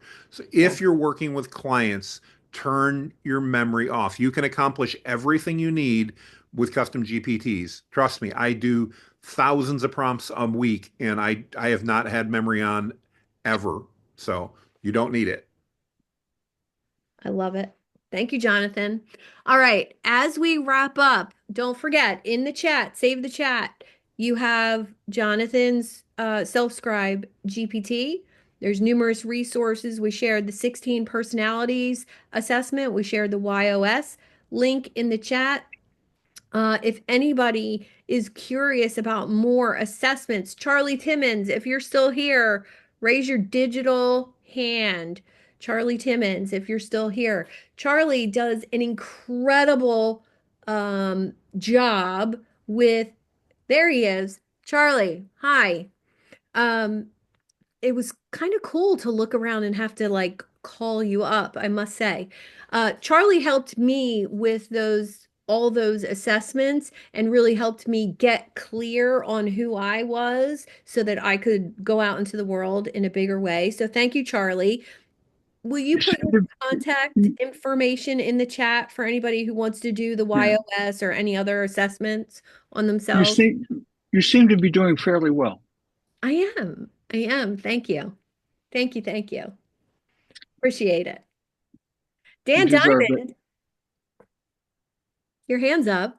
You have a Yeah, I question? thought I'd ask a question and see All if right. I could qualify as being your other brother. I mean, it's not quite long enough yet, but so at the beginning you talked about building your GPT and then being able to recall it by just typing in a couple of letters. Oh, Yeah, yeah. you can But I wasn't put an clear on at how to. symbol. You can call a GPT from any chat or from another GPT by starting with an at symbol, and it Okay. will then show you all of your GPTs. And you may have to scroll a little bit, but you can then call that in. So if I'm in, let's say, for example, I have a chat GPT for Suzanne and I'm helping Suzanne do something. And then I also, as my agency, maybe I have an email best practices GPT. I can be in my client GPT for Suzanne. And then if I'm writing an email campaign for her, I can call my email best practices GPT into that client conversation to follow those as they need to, that basically those protocols. Now I can only do one at a time. So if I'm also creating a landing page copy for Suzanne, I would then need to copy the or bring the landing page in just for that prompt. But that way you can bring in essentially a virtual board of experts in as needed into a client. That sounds cool. It's so cool. But all those GPTs that you want to bring in, you got to save them in the sidebar to have it show up Yeah. properly. Okay. So my sidebar is a little full. Just my bar is a little full too. But Welcome to the club. yeah, yeah, Thank totally. you. All right. I'm gonna go around the room and get some big takeaways for today. Faizan, big takeaway for today. So, the biggest takeaway is about brand voice, how to tune AI to replicate my brand voice, to stay consistent, even though the type of content may change blogs, emails, social media posts. So, that is my biggest takeaway from today. And definitely about expert roles, using AI to create expert roles and to ensure that all the responses align with the real world. I think Love it. that's mind-boggling. Love it. Yeah, you can really do so much more with that. Love it. Howard, what was your big takeaway from today? My big takeaway is the power of community. And I know I've seen in the sidebar to talk about Facebook groups and moving it away. And that's been an issue for years. Mhm. And especially with such a group that Jonathan's got going on. Yeah, you don't want to be like losing that group overnight over something silly. So Yeah. that's my big takeaway is the power of community. Yeah, community is really one of my passion projects, and I've been building community since the early 90s. And I wanted to say one thing about Facebook groups versus other platforms. It's not about the platform, it's about how you feel in this room right now with other people, whether you're online or in person. And I think the key of that is knowing who you're learning from and knowing who you're hanging out with. And full transparency, the reason I'm teaching this workshop and hosting this today is because I was in Jonathan's community. And how many people are in his community? Well, why me? Right? And it's because I showed up, I was learning, I was engaging, I was also giving in a community. So when you're showing up in the online space, giving and receiving of knowledge, and wisdom and being of service and value to that community, well, guess what? We ended up in conversation because of that. He's a member of my community. I'm a member of his mastermind. That's incredible to me. And it's something I try to impart on my clients, the value of community. Howard, I love you. Can't wait to chat about HIPAA compliance. That sounds fun. All right. I'm going to go do some random around the room. Sherry Stockton, what was your takeaway today? Can you unmute and tell us? My takeaway is because I spent almost all my time in the chat, I didn't necessarily hear everything. But I will say I am super excited to see so many people are actually knowledgeable already, and this is just hey, here's some extra information. The other thing I notice is there are a lot of beginners out there who are hungry for this information. Yes. I would say you guys follow SDK, follow Jonathan, get in these groups. Jonathan's YouTube channel is freaking amazing. It has so much information and it's free. Yeah. If you're I'll paste the link to his paid for stuff in the chat, but there's so much there. Yeah. His YouTube channel will change your life. I don't know if mine will change your life, but Desiree. So, quick question. We talked about turn off the memory, and I know we talked about projects earlier. I had to be distracted for a moment. So, if you already talked about this, but if you create a new project, isn't that compartmentalized and separate, or is that included and you still need to turn off memory? I don't know. Jonathan? It's my understanding that memory does apply to projects, but I don't know that for sure, Desiree, so I can't swear to that one way or the other. Yeah. Here's what I do know. Memory fills up very quickly and it fills up quite randomly. In other words, it doesn't necessarily remember the things you want it to or that you think it should. If you're using memory, there's nothing wrong with that. But I would encourage you, take a look at your memory. Sometimes you can do that through your personalization settings. My guess is you're going to identify a lot in that memory that ChatGPT has remembered about you that is 110% irrelevant to any prompt you're ever going to put in. So again, being a bit of a control freak, admittedly, I would rather control what it's remembering about me and about my clients. And I know that I rush through things sometimes. I don't ever want to have, again, Desiree, I don't want to be creating something for you and have it remember something about my mom, because that's not necessarily going to be appropriate for what I'm doing. And ChatGPT will not distinguish between it. It's smart, but it's not that smart. Got it. Yeah. Okay. Now Thanks. that provoked a question within projects, you can give instructions to that project. Is it feasible to say disregard anything else you know about me and follow these instructions? It's certainly feasible, but we all know that ChatGPT can make mistakes. And mine basically boils down to, and again, Suzanne, you know me really well. Some of you guys don't know, I have full-blown ADD, and that means I'd have to remember to do that all the time. And it's easier for me personally just to know that there isn't any memory I have to worry about. And it's one less thing I have to wake up at 4 a.m. going, oh crap, did I screw that up? And so for me, I turn it off. There's nothing wrong with it. I don't want to, I don't go, oh, Jonathan said memory's terrible. No, memory can be really cool, but it depends on how you're using it and who you are. If you're just doing it for yourself, have it on. It's not going to hurt a thing, and it may make life easier. You can have fun with it. Like, you can have it roast yourself and all that. You can have it create pictures of what it thinks about you. I can't do any of that because my memory's not on, and I do that on purpose because of, for a particular reason. Not because it's bad, it's really just to accommodate my personality.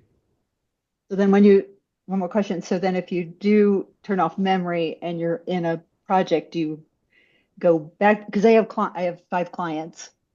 So I want to refer to that client and then keep going back to them. Yeah, what I would do there is, Desiree, I would have a custom GPT for each one of your clients that talked about who they are, what their brand is about, all that type of stuff. And then when you're working with that client, go to that custom GPT when you do that. You go. Perfect. That solves it. Thank you. Perfect. I just saw a couple comments in the chat about heads spinning, and I want to just say that's totally fine. That's where I started 2 years ago when I first met AI. I get it. Just stay curious and just stay very basic at the beginning and grow. Jonathan's YouTube channel is a perfect place to start. There's some very basic videos there. So if your head is spinning, that's the place to start. All right, back to big takeaways. Charlotte Berry is here. Biggest takeaway, Charlotte. I initially answered your questionnaire that I was an intermediate user. I think I'm now a pre-beginner user because everything I don't know about this. So, oh boy. I think it goes back to something I've heard you say before is to have it ask you questions about what you're missing. I've not really done that before. And so I've heard you say that a couple of times, and that just kind of reminds me that I need to see what else it needs from me. Yeah, that's perfect. That's perfect. And sorry if I made you feel like a pre-beginner again. No, not at all. You're Not at all. You've you're taught not. me a lot so far, but I You're not. realize now there's so much more to learn. So it's So all much good. more. Start hanging around Jonathan. Join that 300,000 person Facebook. You'll love the fire hose just like I do.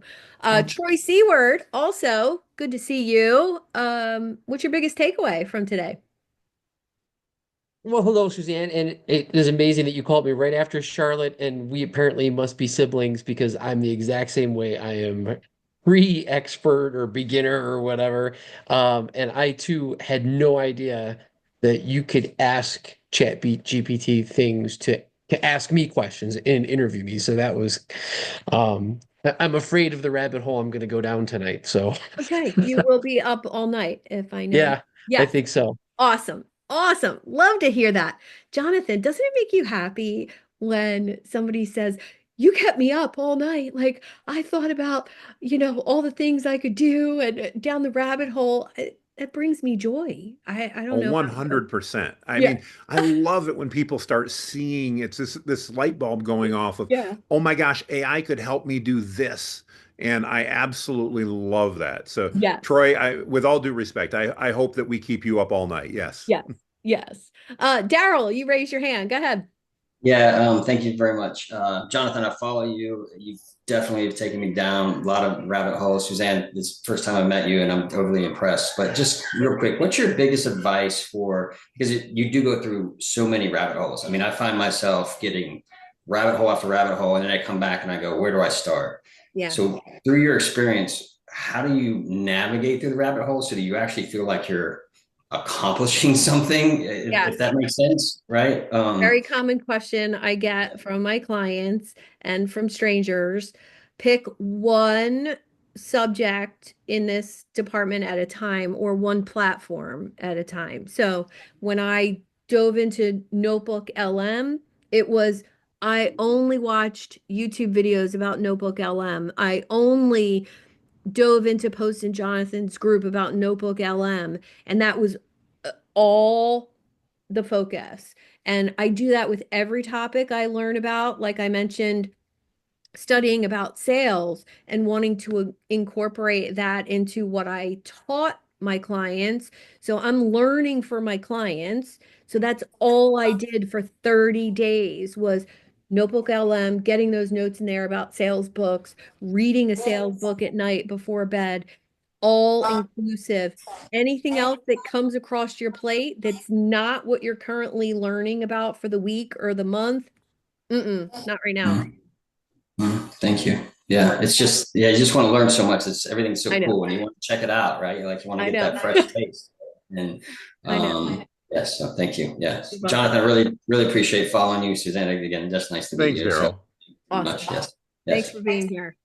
I'm going to go to Mary Massey, who is taking a picture. Thank you so much for taking a picture. What was your biggest takeaway? You're so welcome. My biggest takeaway is I love rabbit holes, and I'm going to go down a bazillion of them because of all the things that are mentioned.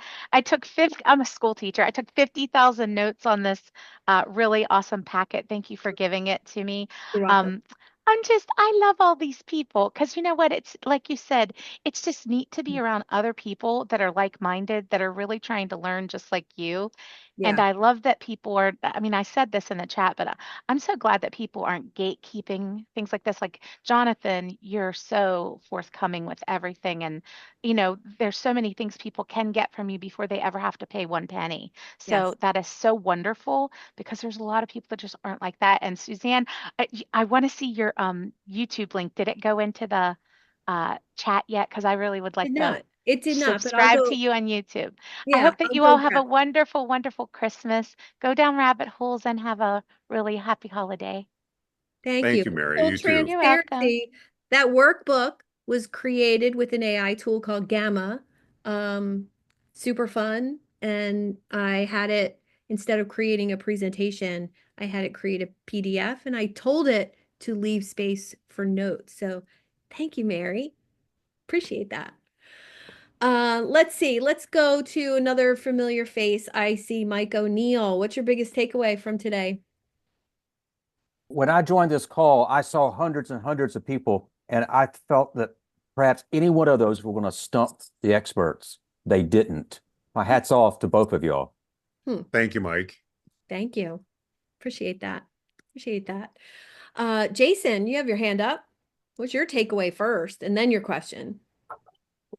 It's been absolutely fantastic. I only started following through one of Jonathan's groups recently and picked up on it, and it's been phenomenal. I'm very surprised at the size of the group. I really love the fact that people are helping each other, and that there's no gatekeepers. I think it's awesome. Hopefully it continues to stay that way, and I know that you moderate the groups in that fashion when you're allowed to moderate your own group. Yes. Yeah. I think the biggest thing that I've been taking away is that as I've been going through and learning, playing with ChatGPT, creating our own prompts, our own co-pilots, wanting to integrate, virtual assistants and bots and agents and all the different platforms. I'm at a point now where I look and I think, hey, I want to continue the self-discovery, self-learning, self-implementation, the action items, but I want to do it in a hybrid approach. I want to be able to have it that I can maybe look to hire, and get some consulting in how I can implement it and use it in, for instance, my business, which is a small niche distribution business that provides for electronic security, surveillance, lighting. And then I want to create an app to have it that I can then use for my customers. And then to take it a step further, I want to integrate AI and be able to help my customers improve their business by, in turn, them becoming more loyal to me as I'm now providing value add. Because a lot of my customers don't have the time. They don't have the time. Everybody here is taking a lot of time out of the middle of the day to integrate this.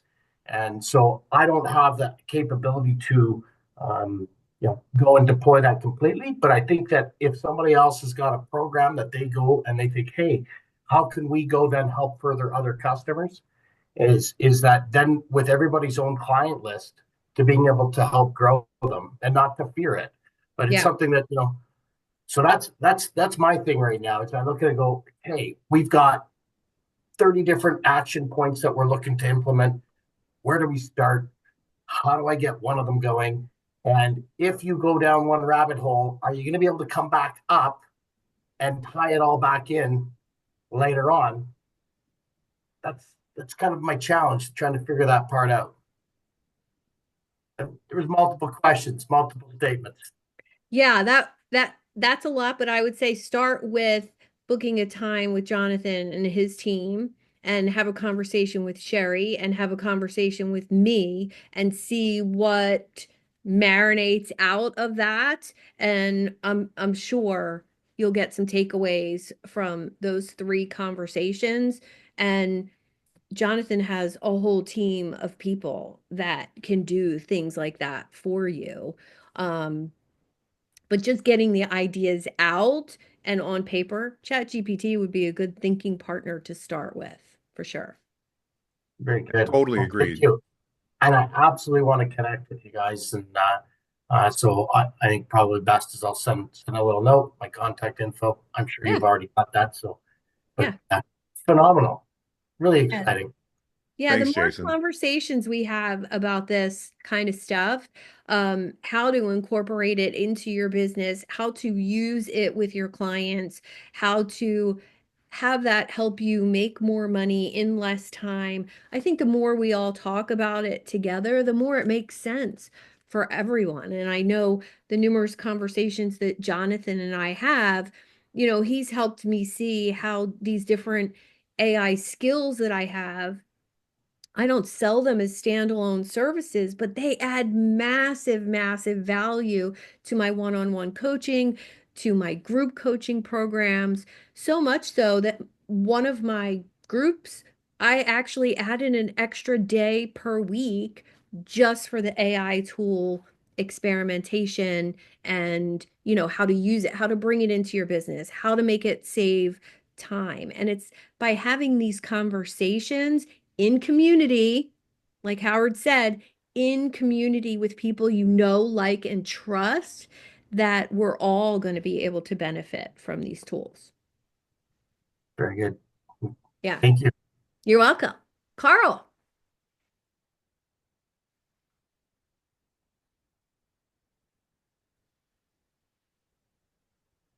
McFly?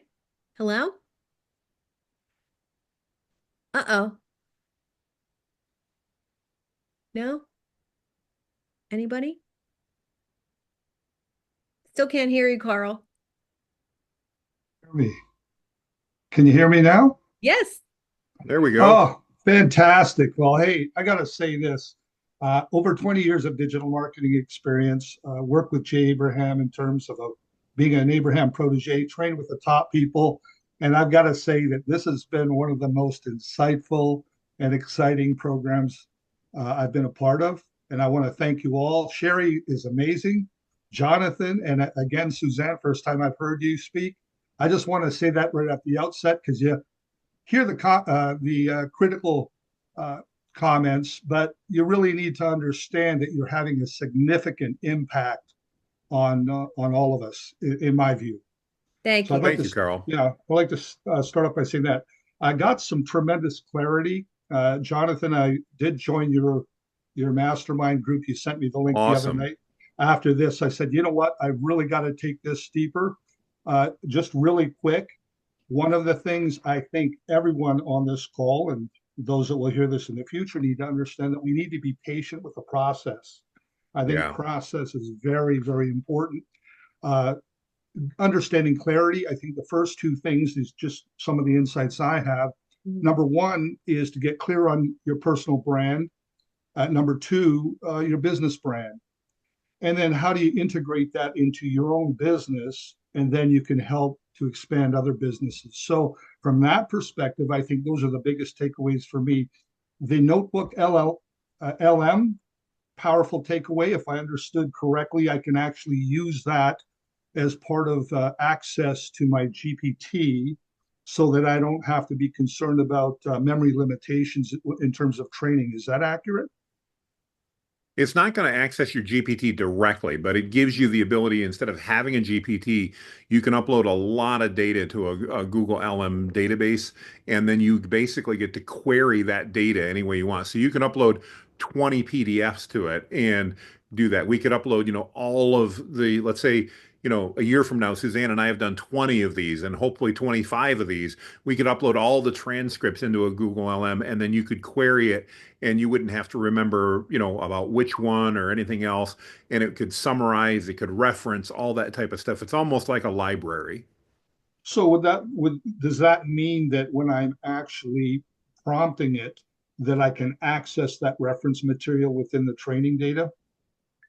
I've not dug in. I don't know that it's going to tell you on page 67 and third paragraph, this is what it says. No, I don't think it's going to go that detailed, even though you've uploaded that data, so it has it. But it's designed to help you summarize that, to find key things. You could go in and say, all right, Jonathan talked about this, or Suzanne talked about this in this episode. Can you tell me what it was? And it should be able to do that. keep in mind it's a Google AI product, so everything is a little bit questionable. And again, it's that way for any AI product. I mean, they work well most of the time. One of the things that if I encourage anybody, have that expectation that they work right most of the time. They're amazing tools, but don't trust them implicitly. Okay. Yeah. Fair enough. Hey, Totally. I'll leave chance for someone else. Thanks again, both of you, and You're so have a welcome. fantastic Thanks, Christmas Carl. and Happy New Year. You're welcome. You too. You too. And I will say one thing, Notebook LM just started allowing you to upload YouTube videos as sources and URLs as sources.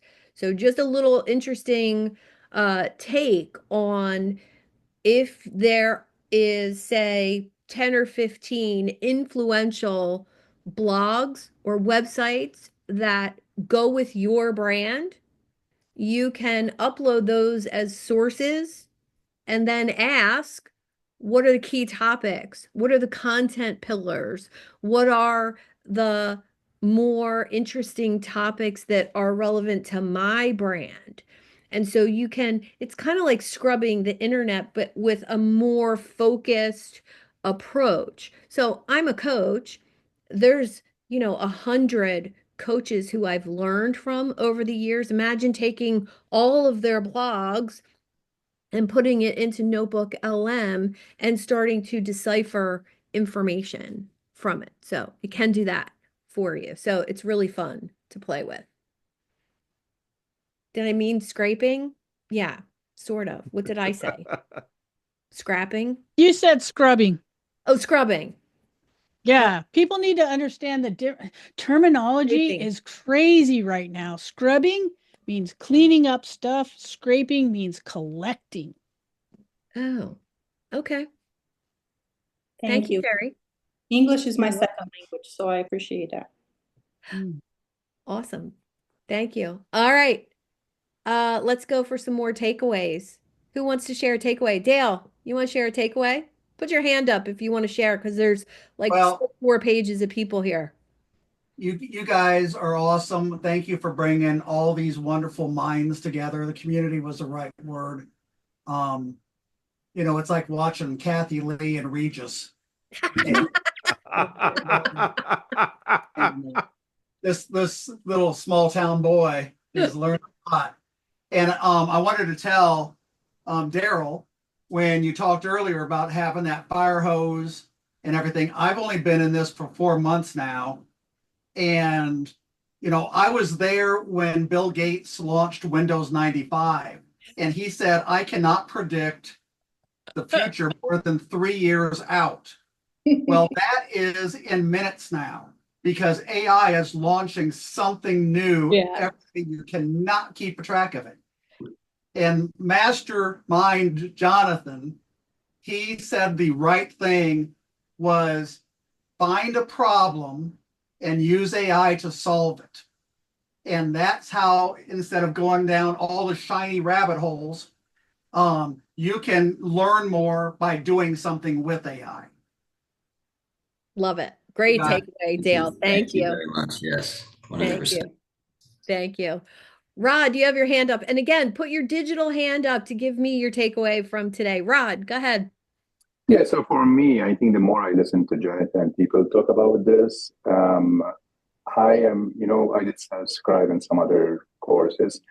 What I'm trying to think of doing, and I actually struggle with ADHD too, and I go into rabbit hole. Somebody mentioned that, like I started doing something, I ended up shopping and getting recommendations about stuff on my custom GPT, right? So what I was thinking is, when I hire people for my business, I always try and do a personality test to see if we're compatible.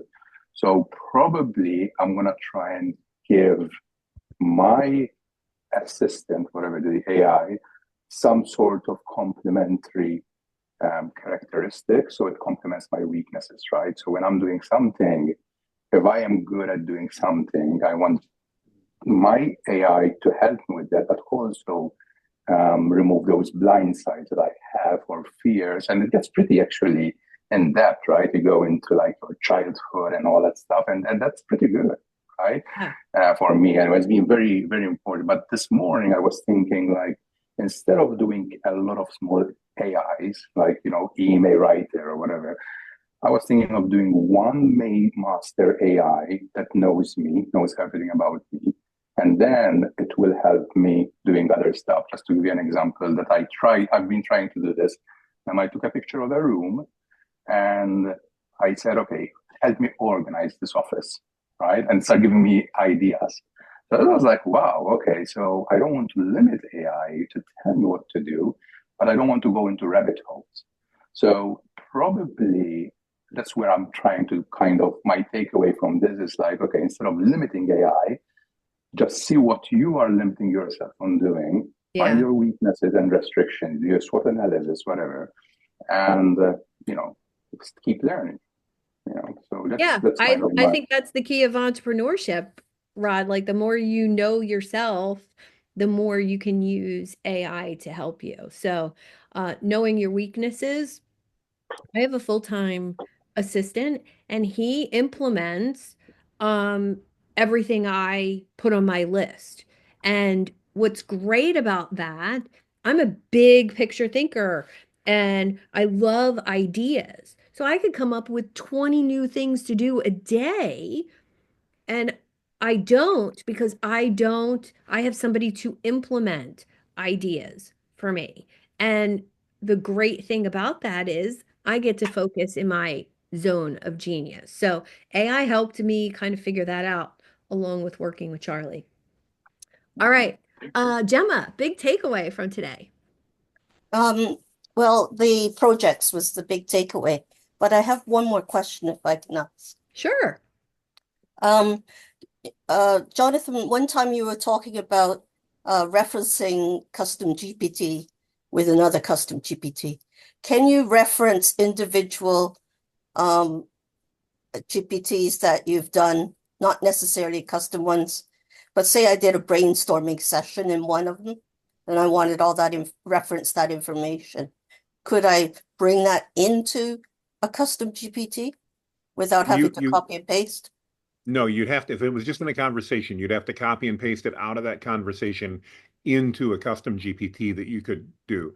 So you can't call a past conversation in. Yeah, you'd have to copy and paste that. Good to know. Thank you. Good question. Thanks, Gemma. You're welcome. Welcome. Thank you, Gemma. Appreciate it. All right. Any other big takeaways? Anybody else want to share?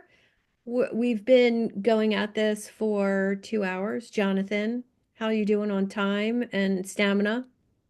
Oh, I'm doing well. I've got about 6 more minutes before the next one, so we're Awesome. good. Awesome. Any other takeaways? Any other questions before we wrap up? Sherry, go ahead. Well, I just have to say thank you so much, especially the shortcut for putting your personality type into prompts. Because I know one of the next things on my list was to try to create a custom GPT based on my brand voice, etc. And I'm really glad I don't have to do that now. So thank you. Thank you. Yay. Love that. Great takeaway. Great takeaway. Jonathan, thank you so much for this today. Well, thank you. This has been amazing. And again, I want to remind everybody, this happens because Suzanne reached out. Suzanne added a ton of value, and there was no reason not to do this. It's made so much sense across the board. Suzanne gets this, I get this. So many of us are trying to build our businesses and build our influence. And it's so hard when we reach out to not try to think about how can we promote ourselves. And I just want to give a special kudos to Suzanne that she gave value and value and value and never asked for anything. And then all of a sudden, it's like this snowball came apart and in a very good way. And we started collaborating on things. And it happened so naturally, not because Suzanne was out there pitching me every day or vice versa. I mean, I wasn't doing that to Suzanne either.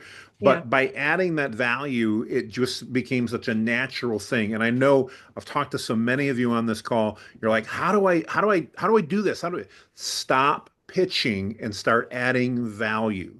And I mean that from the bottom of my heart. It will, if you do that for a year, you will be amazed at what your life looks like 12 months from now. Just beyond belief. Yeah. Great advice, Jonathan. Great advice. Thank you. Yeah. Yes, thank you. Yeah, I really, numerous people, when I announced this workshop, messaged me and said, "Oh my God, you got Jonathan?" No, I didn't get him. And they immediately wanted to pitch Jonathan, "Oh, do a course with me, do a workshop with me." And I said, I'm not introducing you if that's your attitude. I've spent a year learning from this man, and I never asked him to do me a favor, ever. It was a natural, um, I don't even know how to explain it. And I think most people don't understand how to be of value to other people. Uh, and being of value to other people, to me, it's not your opt-in, it's not your emails, it's not your newsletter. It's knowledge that you've accumulated and making the other person look good, feel good, and add to their world. And I think this is such a missing piece in networking. So if you're out there in the world networking and you're trying to meet people and you're trying to attract clients to you, you can't do it if you're always looking for clients. And I know that's what that sounds like, but you have to be out there in the world doing what you love and learning and growing, and then be of value to the people you find along the way. And I'm going to use Faison as an example here because we were total strangers, and he started commenting on some of my posts on LinkedIn. And I noticed the things that he was talking about. And there was an exchange back and forth in the comments on LinkedIn. And then finally, I just said, "You provide so much value in your content. Would you come to my community and provide value?" And he showed up in my community, in my Facebook group, and provided value. And now he's in my other community too. He's working for a couple of my clients, and I know he's making more money because we hang out together and there's an endorsement process. He says good things about me, I say good things about him. And if you have 10 or 20 people like that in your life, your business will go up. All right, there's my soapbox for today. Love it. Thank you. Thank you. Thank you. Thank you. Thank you, everyone. Appreciate you being here. Thank you, Jonathan. Thank you, Sherry, for your help. Thank you, Faison. Thanks, everyone. Thank you, Yeah. Suzanne. It's been It was amazing. great. Merry Copy Christmas, the everybody. chat. Copy the chat. Yes. Copy the chat. Email Thank you. replay will go out in a couple days with all the bonuses and all kinds of good stuff. Thanks so much. Welcome. Welcome. Wait, hold on. Hold on one sec. What? They don't want to Hey, leave. John. No, well, none of us ever wants to leave these meetings. Someone is asking for the next one that's at 4:30. They're asking for the link, and I'm like trying really quickly to find the next one that he's doing. I with don't know. Todd. I'm not involved in the next one. Is Jonathan still here? No. Oh, well, fark narkles. Okay, give me a second. Just hang tight, whoever asked, and I'll get the link for you. It's just gonna take me a minute. Okay.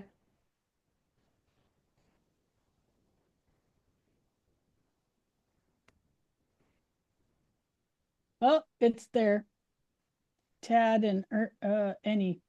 So whoever Awesome. needs it, it's there.